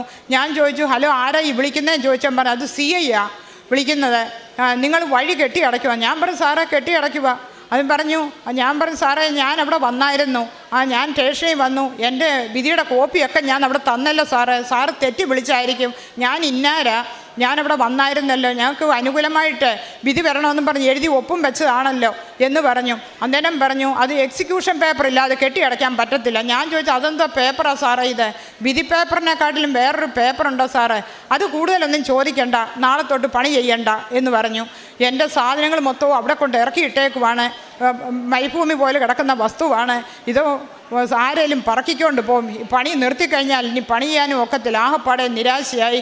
ഞാൻ പിന്നെയും മാതാവിനെ വിളിച്ച്, എൻ്റെ ജപമാല റാണിയെ വിളിച്ച് ഞാൻ പ്രാർത്ഥിച്ചു, കരഞ്ഞിട്ട് പറഞ്ഞു, അമ്മേ ഇത്രയൊക്കെ ചെയ്തു തന്നിട്ടും വീണ്ടും പ്രതികൂലങ്ങളാണല്ലോ അമ്മേ ഉണ്ടാകുന്നത്, ഇതൊന്ന് തീർത്തതാ അമ്മേ എന്ന് പറഞ്ഞിട്ട് ഞാൻ പിന്നെയും പബ്ലിക് പ്രോസിക്യൂട്ടറെ വിളിച്ചു. സാറേ ക്ഷമിക്കണം, ഞാൻ വിളിച്ച് ക്ഷമിക്കണം, ഇന്നതൊക്കെയാണ് കാര്യമെന്ന് പറഞ്ഞു. അപ്പോൾ എന്നോട് പറഞ്ഞു, വിധിയെ കഴിഞ്ഞ് വേറൊരു പേപ്പറില്ല, നിങ്ങളെ അവർ ഹറാസ് ചെയ്യുക, പുള്ളി ആരുടെയെന്നോ പിടിപാട് വെച്ച് നിങ്ങളെ അവിടെ പറഞ്ഞു വിട്ട് നിങ്ങളെ ഹറാസ് ചെയ്യുക, നിങ്ങൾ SP വിളിക്കാൻ പറഞ്ഞു. ഞാൻ പിന്നെ ദൈവത്തെ വിളിച്ച് എനിക്ക് SPA ഒന്നും വിളിക്കുന്നൊക്കെ ഭയമുണ്ട്. എങ്കിലും ഞാൻ മാത്രമേ ഉള്ളൂ. 90 വയസ്സുള്ളൊരു മമ്മി കട്ടിലേക്ക് കിടപ്പുണ്ട്.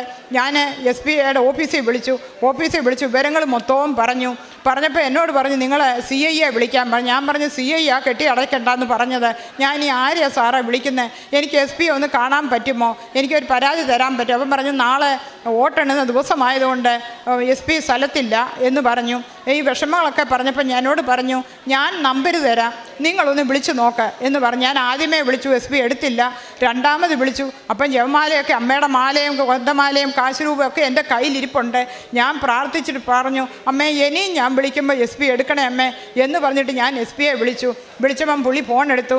ഞാൻ പറഞ്ഞു സാറേ ക്ഷമിക്കണം, എനിക്ക് ഇച്ചിരി നേരം ഒന്ന് സംസാരിക്കാൻ സമയം തരുമോ സാറേ എന്ന് ചോദിച്ചു. പറഞ്ഞു ഇപ്പം പറ്റത്തില്ല എന്ന് ദേഷ്യത്തിൽ പറഞ്ഞിട്ട് ഫോൺ കട്ട് ചെയ്തു. ഞാൻ അവിടെ ഇരുന്ന് കരഞ്ഞു ദൈവസന്നിധിയിൽ എൻ്റെ പ്രയാസങ്ങൾ കരഞ്ഞു കുറച്ച് കഴിഞ്ഞപ്പം SP എന്നെ തിരിച്ചു വിളിച്ചിട്ട് എന്നോട് ചോദിച്ചു എന്തിനാ വിളിച്ചത്, എന്തുവാ കാര്യം, എന്തുവാ പ്രശ്നം? ഒരു സൗമ്യമായ രീതിയിൽ എന്നോട് ചോദിച്ചു. എൻ്റെ ദൈവം പ്രവർത്തിച്ചാണെന്ന് മാത്രമേ എനിക്ക് പറയാൻ പറ്റത്തുള്ളൂ. ഉടനെ ഞാൻ എൻ്റെ വിവരങ്ങളെല്ലാം പറഞ്ഞു. എന്നോട് പറഞ്ഞു ഒരു 5 മിനിറ്റ് കഴിയട്ടെ ഞാൻ തിരിച്ചു വിളിക്കാം, ഞാനൊന്ന് അന്വേഷിക്കത്ത് പറഞ്ഞു. അങ്ങനെ എന്നോട് 5 മിനിറ്റ് കഴിഞ്ഞപ്പോൾ എന്നെ തിരിച്ചു വിളിച്ചിട്ട് പറഞ്ഞു ഇനി നിങ്ങളെ ശല്യം ചെയ്യാൻ ആരും വരത്തില്ല, നിങ്ങൾ കെട്ടി അടച്ചെടുത്തോളാൻ പറഞ്ഞു. അങ്ങനെ ഞാൻ എൻ്റെ വസ്തു കെട്ടി അടച്ചു ഗേറ്റും വിട്ടിട്ടാണ് ഇന്നിവിടെ വന്ന് നിൽക്കുന്നത്. ഞങ്ങൾക്കെതിരായിട്ട് വേറെ കേസും തന്നിട്ടുണ്ട്. ദൈവത്തിന് സ്തോത്രം. അത് ജൂലൈ 1 എൻ്റെ ഇത്രയും നടത്തിയ മാതാവ് എനിക്കത് മാറ്റിത്തരുമെന്ന് ഞാൻ പരിപൂർണമായി വിശ്വസിക്കുന്നു. ദൈവത്തിൽ അധിഷ്ഠിതമായി നമ്മൾ വിശ്വസിച്ചാൽ നമ്മുടെ ഏത് പ്രതിസന്ധികളെയും ദൈവം മാറ്റിത്തരും. നീതിമാൻ്റെ അനർത്ഥങ്ങൾ അസംഖ്യമാകുന്നു, എല്ലാറ്റിൽ നിന്നും ദൈവം അവനെ വിടുവിക്കും.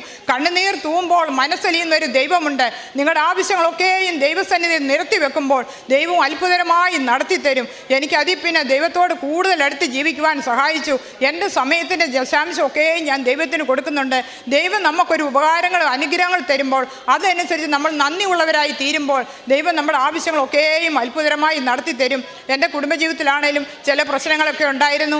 എൻ്റെ ഭർത്താവ് ഇച്ചിരി മുൻകോപിയായിരുന്നു. എന്തെങ്കിലും ദേഷ്യം വന്ന് പിണങ്ങിക്കഴിഞ്ഞാൽ പിന്നെ വിളിച്ചാൽ മിണ്ടത്തുമില്ല എടുക്കത്തുമില്ല. ഞാൻ ഭർത്താവിനെയും കൊണ്ട് ഇവിടെ വന്നു. പുള്ളിയും വന്ന് നിയോഗമെടുത്തു. പുള്ളി ഇപ്പം വിദേശത്താണ്. ഇടയ്ക്ക് വന്ന് പുതുക്കാനായിട്ട് ഒരാഴ്ച ഇവിടെ വന്നായിരുന്നു. ഇപ്പോൾ അമ്മയുടെ കാശ് രൂപം ഒരു ചരട് കെട്ടി കഴുത്തലിട്ടുകൊണ്ടാണ് പുള്ളി നടക്കുന്നത്. പുള്ളി അതുപോലെ വിശ്വാസിയായി തീർന്നു. എപ്പോഴും എന്നെ വിളിക്കും, സംസാരിക്കും. ഞങ്ങളുടെ കുടുംബജീവിതത്തിൽ സന്തോഷകരമായ ജീവിതം മുന്നോട്ട് പോകുന്നു. പിന്നെ എനിക്കൊരു മകളുണ്ട്. അവൾ UK-ലാണ്. അവൾ സ്റ്റുഡൻസ് വിസായി പോയതാണ്. അവളെയും കൊണ്ട് അവൾ ലീവിന് വന്നപ്പം അവളിപ്പം ജോലിയാണ്, എന്നാലും വർക്ക് പെർമിറ്റ് കിട്ടിയില്ല. ഞാൻ അവളെയും കൊണ്ട് ഇവിടെ വന്നു.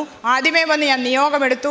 എന്നിട്ട് ഉടമ്പടി എടുത്തിട്ട് ഞാൻ പോകാറായപ്പം ടിക്കറ്റും കൊണ്ട് വന്ന് അച്ഛനെയും കൊണ്ട് പ്രാർത്ഥിപ്പിച്ച് വിട്ടു.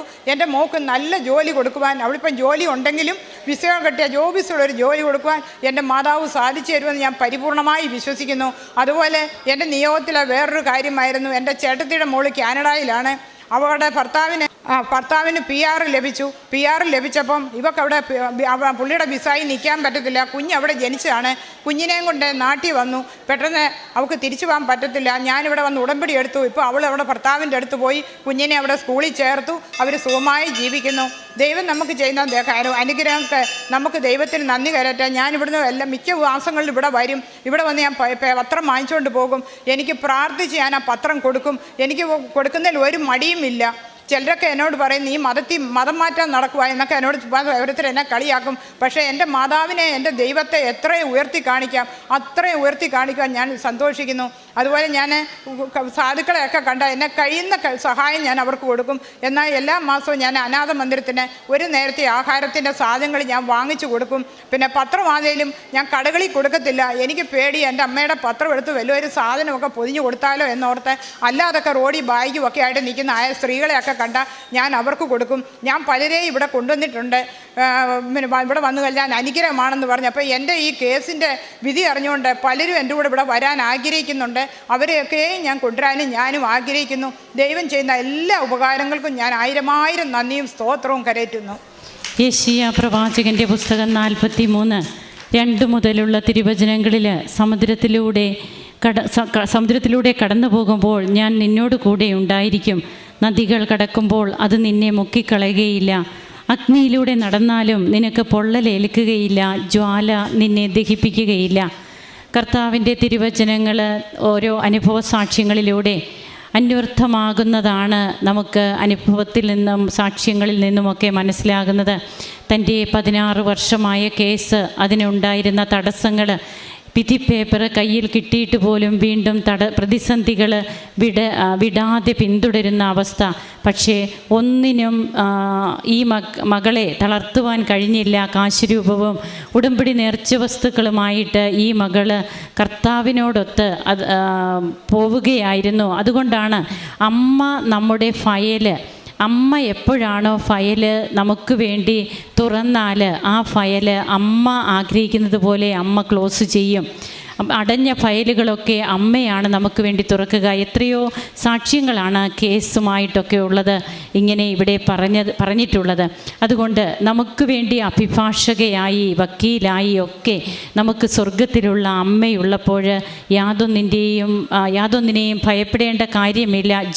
അഗ്നിയിലൂടെ നടക്കുമെന്നൊക്കെ പറയുന്നുണ്ട്. അതുതന്നെയാണ് അനുഭവത്തിലൂടെയും നമുക്ക് കേൾക്കുവാൻ കഴിഞ്ഞത്. അല്ലാതെ എല്ലാം സ്മൂത്തായിട്ട് പോയിട്ടല്ല ദൈവത്തെ നാം ഓർക്കേണ്ടത്.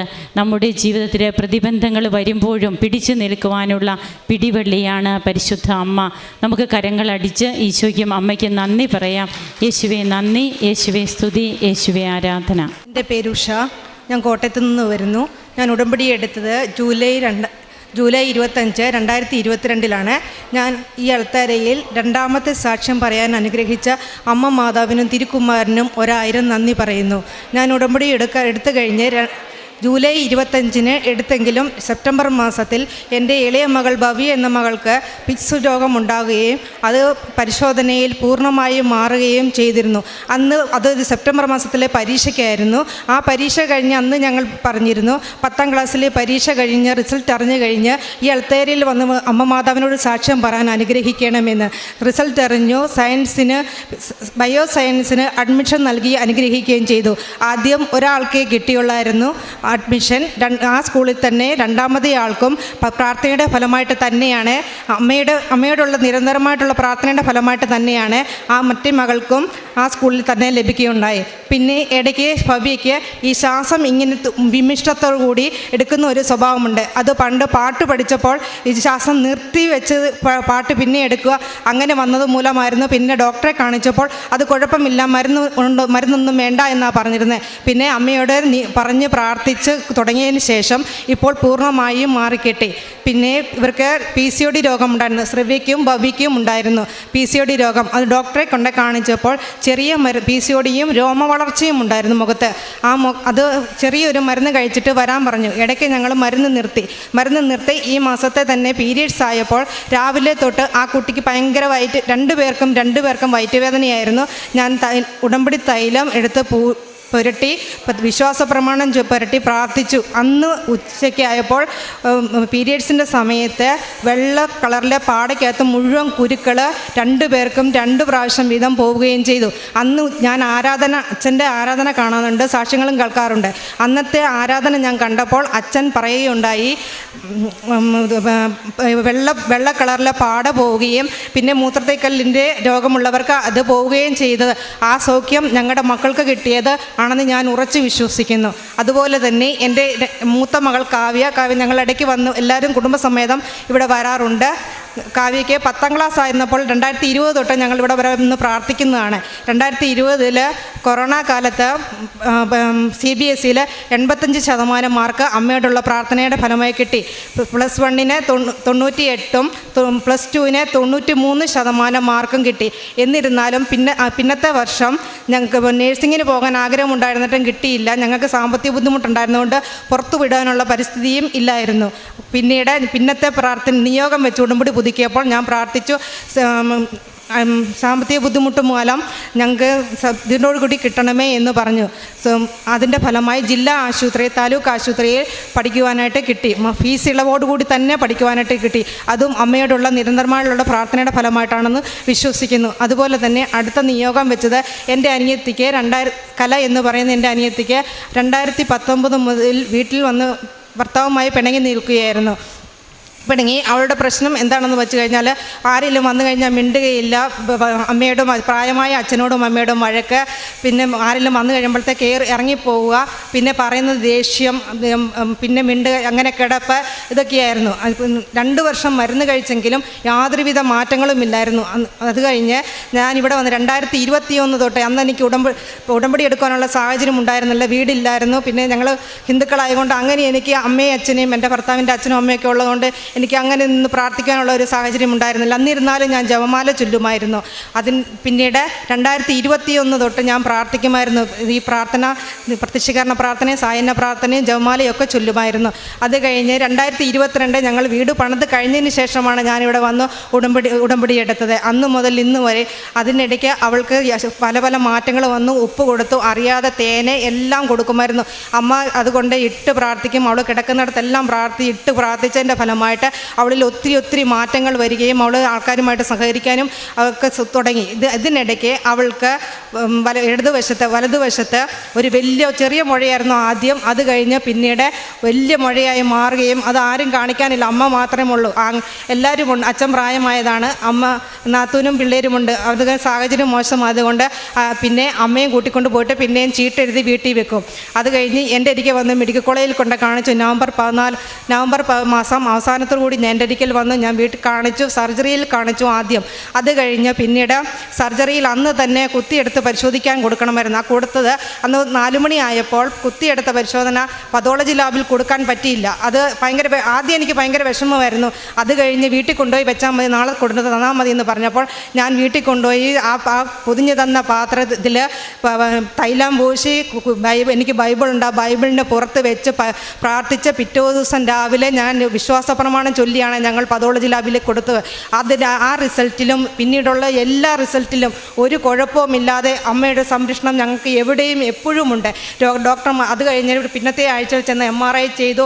അത് കഴിഞ്ഞ് അവിടെ കണ്ടപ്പോഴാണ് അവർ പറഞ്ഞത് കാർഡിയോ തൊറാസിക്കിലൊക്കെ വിട്ടു. ആ തൊറാസിക്കിൽ ചെന്നപ്പോൾ ഞങ്ങൾക്ക് അവിടെ ചെന്ന് എല്ലാവരും ഒരു പരിചയമില്ല, ഞങ്ങൾ ആ വാർഡിലൊക്കെ ആദ്യമായിട്ട് പോകുന്നതായിരുന്നു. എന്നിരുന്നാലും അമ്മ മാതാവ് പറഞ്ഞ ആളെ ഏർപ്പെടുത്തിയ പോലെയാണ് ഞങ്ങളെ ഡോക്ടർമാർ പരിശോധിക്കുകയും മുന്നോട്ടുള്ള എല്ലാ കാര്യങ്ങളും ചെയ്തിരുന്നത്. അതിൻ്റെ ഫലമായി ആദ്യം ഓപ്പറേഷൻ ചെയ്യാൻ ബുദ്ധിമുട്ടാണെന്ന് പറഞ്ഞത്. പിന്നെ ഞാൻ അന്നേരം ഓടി ഞാൻ ഇവിടെ വരുമായിരുന്നു. രണ്ട് കെട്ട് പത്രമൊക്കെ വിതരണം ചെയ്ത് കഴിഞ്ഞതിന് ശേഷമാണ് ഏതെങ്കിലും പുതിയ ഡോക്ടറെ കാണണമെന്ന് പറയുമ്പോഴത്തേക്ക് ചെന്നുകൊണ്ടിരുന്നത്. എവിടെയും ഒരു തടസ്സവും ഇല്ലാതെ അമ്മ മാതാവ് നടത്തി തന്നു. ഫെബ്രുവരി 19 ഓപ്പറേഷൻ. അതിനിടയ്ക്ക് ആ മുഴ ചെറുതാകാൻ വേണ്ടി റേഡിയേഷൻ ചെയ്യണമെന്ന് പറഞ്ഞു. റേഡിയേഷൻ ഓങ്കോളജിയിൽ ചെന്നപ്പോൾ റേഡിയേഷൻ റിസൾട്ട് വരാതെ ചെയ്യത്തില്ലെന്ന് പറഞ്ഞു. രണ്ടാമത്തെ റിസൾട്ട്, ആദ്യത്തെ റിസൾട്ട് കുഴപ്പമില്ലായിരുന്നു, രണ്ടാമത്തെ റിസൾട്ട് വരാൻ താമസമായപ്പോൾ റേഡിയേഷൻ ചെയ്യണം എന്ന് പറഞ്ഞ് റേഡിയേഷന് രണ്ടാമത്തെ റിസൾട്ടിൽ ഒരു കുഴപ്പവുമില്ലാതെ പുതുക്കാൻ ഞാൻ വന്നപ്പോൾ റേഡിയേഷനും കീമോയും ഇല്ലാതെ ചെയ്യണമേ അമ്മ മാതാവേ, ഞങ്ങൾക്ക് വേറെ ആരുമില്ല എന്ന് പറഞ്ഞ് പ്രാർത്ഥിച്ചും എല്ലാം വെച്ചതിൻ്റെ ഫലമായിട്ട് ഈ റേഡിയേഷൻ ചെയ്യേണ്ട എന്നും മുഴ ഓപ്പറേഷൻ ചെയ്തെടുത്ത് പൂർണ്ണമായിട്ട് മാറ്റണമേ എന്നും ഞാൻ നിയോഗം വെച്ചതിൻ്റെ ഫലമായിട്ടും ആ മുഴ എടുത്തു മാറ്റുകയും വലത് എടുത്തു മാറ്റി ബയോപ്സിക്ക് അയച്ച പാത്രത്തിൽ എൻ്റെ കാശുരൂപം വെച്ച് പ്രാർത്ഥിച്ച് വിട്ടതിൻ്റെ ഫലമായിട്ടും ഈ അവസാനത്തെ റിസൾട്ട് ഒരു കുഴപ്പവുമില്ല, ക്യാൻസറിൻ്റേതായ ഒരു അംശം പോലും ഇല്ല എന്നും പറയുകയും ഒരു മരുന്നും ഇതിൻ്റെ പേരിൽ കഴിക്കണ്ട എന്നും പറയുകയും ചെയ്തു. ഈ കഴിഞ്ഞ ദിവസമാണ് അതിൻ്റെ റിസൾട്ട്. അതുപോലെ തന്നെ ഓപ്പറേഷൻ ചെയ്തപ്പോൾ ഇവിടുത്തെ മുഴയെ ശകലം മസിൽസ് താഴോട്ട് കൈയുടെ അങ്ങോട്ട് ഇറങ്ങിയിട്ടുണ്ടായിരുന്നു.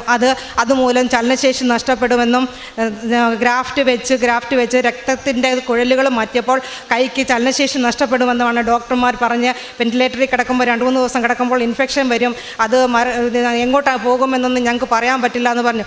അന്നെല്ലാം ഞങ്ങൾ ശക്തമായിട്ട് അവിടെ ഇരുന്ന് പ്രാർത്ഥിച്ചും ജപമാല ചൊല്ലിയും വിശ്വാസ പ്രമാണം ചൊല്ലിയും എല്ലാ പ്രാർത്ഥനകളും ചൊല്ലി നിരന്തരമായും അമ്മ മാതാവ് ശക്തിയും ഞങ്ങൾക്ക് പിടിച്ചു നിൽക്കാനായിട്ടുള്ള ശക്തിയും മനസ്സും തന്ന അമ്മ മാതാവിന് 1000 നന്ദി പറയുന്നു. അതുപോലെ ഞാൻ ഇവിടുത്തെ ഉടമ്പടി വസ്തുക്കളായ നേർച്ച വസ്തുക്കളായ ഉപ്പും തൈലവും തേനും എല്ലാം ഉപയോഗിക്കാറുണ്ട്. ഞാൻ എൻ്റെ കയ്യിൽ എവിടെ പോയാലും എൻ്റെ ബാഗിലും എല്ലാം ഉണ്ട്. എവിടെയും ഞാൻ ആർക്കും കൊടുക്കും. എന്നെ മാനസികമായിട്ട് ശാരീരികമായിട്ടും വിഷമിപ്പിക്കുന്നവരെയൊക്കെ പിന്നെ പ്രാർത്ഥിക്കാനുള്ള ശക്തിയും കൃപയും എനിക്കിത് കിട്ടി. ഇതുമൂലം ഉടമ്പടി മൂലം പിന്നെ നല്ല പ്രാർത്ഥിക്കാനുള്ള കൃപ തന്നു. അമ്മ മാതാവ് ഒരുപാട് അനുഗ്രഹങ്ങൾ വാരിക്കൊരി തരുന്നു. പിന്നെ ഞങ്ങളുടെ വീട്ടിൽ സമാധാനം എപ്പോഴും ഓരോരുത്തർക്കും അസുഖങ്ങളാണ്, അതെല്ലാം മാറ്റമുണ്ടായി വരുന്നു. സാമ്പത്തികമായിട്ട് ബുദ്ധിമുട്ടുകളുണ്ട്, അതെല്ലാം മാതാവ് മാറ്റിത്തരുമെന്ന് ഞാൻ ഉറച്ചു വിശ്വസിക്കുന്നു. പിന്നെ എന്നെക്കൊണ്ട് കഴിയാവുന്ന വിധത്തിൽ കാരുണ്യ പ്രവർത്തികൾ ചെയ്യുന്ന ഞാൻ ചോറ് ഒരു അമ്മയുണ്ട് ഞങ്ങളുടെ വീടിനടുത്തല്ല, അങ്ങോട്ട് വഴിയിലോട്ട് പോകുന്നിടത്താണ്. ആ അമ്മ മാത്രമേ വീട്ടിലുള്ളൂ. ആ അമ്മയ്ക്ക് ആദ്യമൊക്കെ ചോറ് രാവിലത്തെ ഭക്ഷണമാണ് കൊടുത്തിരുന്നത്. ആ അമ്മ പിന്നെ പറഞ്ഞു എനിക്ക് ഉച്ചക്കത്തെ ഭക്ഷണം മതിയെന്ന് പറഞ്ഞു. അത് കഴിഞ്ഞ് ഇപ്പോൾ ഞാൻ രാവിലെ ഉച്ചയ്ക്കും ഭക്ഷണം കൊടുക്കുന്നുണ്ടായിരുന്നു. അത് കഴിഞ്ഞ് ആശുപത്രിയിലൊക്കെ പോകേണ്ടത് കൊണ്ട് കുറച്ച് തടസ്സം വന്നിട്ടുണ്ട്. എന്നിരുന്നാലും നല്ല കറികളോ നല്ല ഇതോ ഉണ്ടാകുമ്പോൾ ഞാൻ അമ്മയ്ക്ക് ആ പോകുന്ന വഴിക്ക് ഞാൻ എനിക്ക് സാധിച്ചില്ലെങ്കിലും എൻ്റെ മക്കളുടെ കയ്യിലോ എൻ്റെ ഭർത്താവിൻ്റെ കയ്യിലോ എല്ലാം ഞാൻ കൊടുത്തു വിടുകയും ചെയ്യുന്നുണ്ട്. പിന്നെ പത്രം ഞാൻ എല്ലാ മാസവും ഞാൻ ഇവിടെ വരുന്നുണ്ട്. ഞാൻ വന്നു കഴിഞ്ഞാൽ പ്രീതി സിസ്റ്ററെ ഞാൻ വന്ന് കണ്ടതിന് ശേഷമാണ് പോകുന്നത്. പത്രം വാങ്ങിച്ചു പരിചയപ്പെട്ടതാണ് പ്രീതി സിസ്റ്ററെയും. അതുപോലെ ഞങ്ങൾക്ക് ഫിസിയോതെറാപ്പി ആശുപത്രിയിൽ നിന്ന് വിട്ട് കഴിഞ്ഞപ്പോഴത്തേക്ക് ഫിസിയോതെറാപ്പി ചെയ്യണമായിരുന്നു. ഫിസിയോതെറാപ്പി ചെയ്യാനായിട്ട് ഞാനൊരു പത്രം കൊടുക്കുന്ന വീട്ടിലാണ്. ആ അമ്മയും കൃപാസനത്തിലെ ആരാധനയൊക്കെ കാണുന്നതാണ്. അതിൻ്റെ ഫലമായി ആ വീട് ഞങ്ങൾക്ക് താമസിക്കാനായിട്ട് 2 ആഴ്ച താമസിക്കാൻ ഒരു പൈസ പോലും വാങ്ങിക്കാതെ ഞങ്ങൾക്ക് താമസിക്കാൻ തന്നു. എല്ലാത്തിനും ആ കലയ്ക്ക് ക്ഷമ വരികയും മാനസാന്തരം വരികയും ഒക്കെ ചെയ്തു തുടങ്ങിയിട്ടുണ്ട്. എല്ലാത്തിനും അമ്മ മാതാവിനെ ഓർത്ത് നന്ദി പറയുന്നു. ഇത്രയും അനുഗ്രഹം തന്ന അമ്മ മാതാവ് എപ്പോഴും എൻ്റെ കൂടെ ഉള്ളതായിട്ട് തന്നെയാണ് എൻ്റെ അനുഗ്രഹം. ഞാനൊരു ചെടി വെച്ചാലും എല്ലാം വെച്ച് വിശ്വാസ പ്രമാണം ചൊല്ലി കുരിശ് വരച്ച് ഞാൻ വെക്കുന്നു. അതുപോലെ തന്നെ ഞാൻ ഒരു ചെടിയെ പൂവുണ്ടായില്ലെങ്കിലും ഞാൻ അമ്മയോട് ചോദിക്കും, അമ്മ മാതാവേ അമ്മ ഇതേ പൂവ് കായ്ച്ചില്ലല്ലോ എന്ന് ചോദിച്ചാൽ പോലും 2 ദിവസത്തിനകം അതേ പൂവ് വിരിഞ്ഞ പൂവുണ്ടാകുന്നു. എല്ലാം അമ്മ മാതാവിൻ്റെ കൃപയാലും കാരുണ്യത്താലുമാണെന്ന് ഞാൻ വിശ്വസിക്കുന്നു. അമ്മ മാതാവ് എല്ലാ തരാനിരിക്കുന്നതുമായ എല്ലാ അനുഗ്രഹങ്ങൾക്കും അമ്മ മാതാവിനെ ഓർത്ത് നന്ദി പറയുന്നു. അമ്മ മാതാവിനും തിരുക്കുമാരനും 1000 നന്ദി പറയുന്നു. ഈശോയുടെ നാമത്തിൽ വിശ്വസിക്കുന്നവർക്ക് കൃപയ്ക്കുമേൽ കൃപ എന്ന് തിരുവചനം അരുളി ചെയ്യുന്നു. ഞാനൊരു ചെടി വെച്ചാലും വിശ്വാസ പ്രമാണം ചൊല്ലി ഞാനത് വയ്ക്കുന്നു. അമ്മ മാതാവിനോട് പൂവിൻ്റെ കാര്യം പറയും. ഇതൊക്കെ കേൾക്കുമ്പോൾ ചിലപ്പോഴെങ്കിലും നമുക്ക് ചിന്തിക്കാം ഇതൊക്കെയാണോ പറയേണ്ടത്. എന്നാൽ ഇതൊക്കെ ഒരു കമ്മ്യൂണിക്കേഷനാണ്.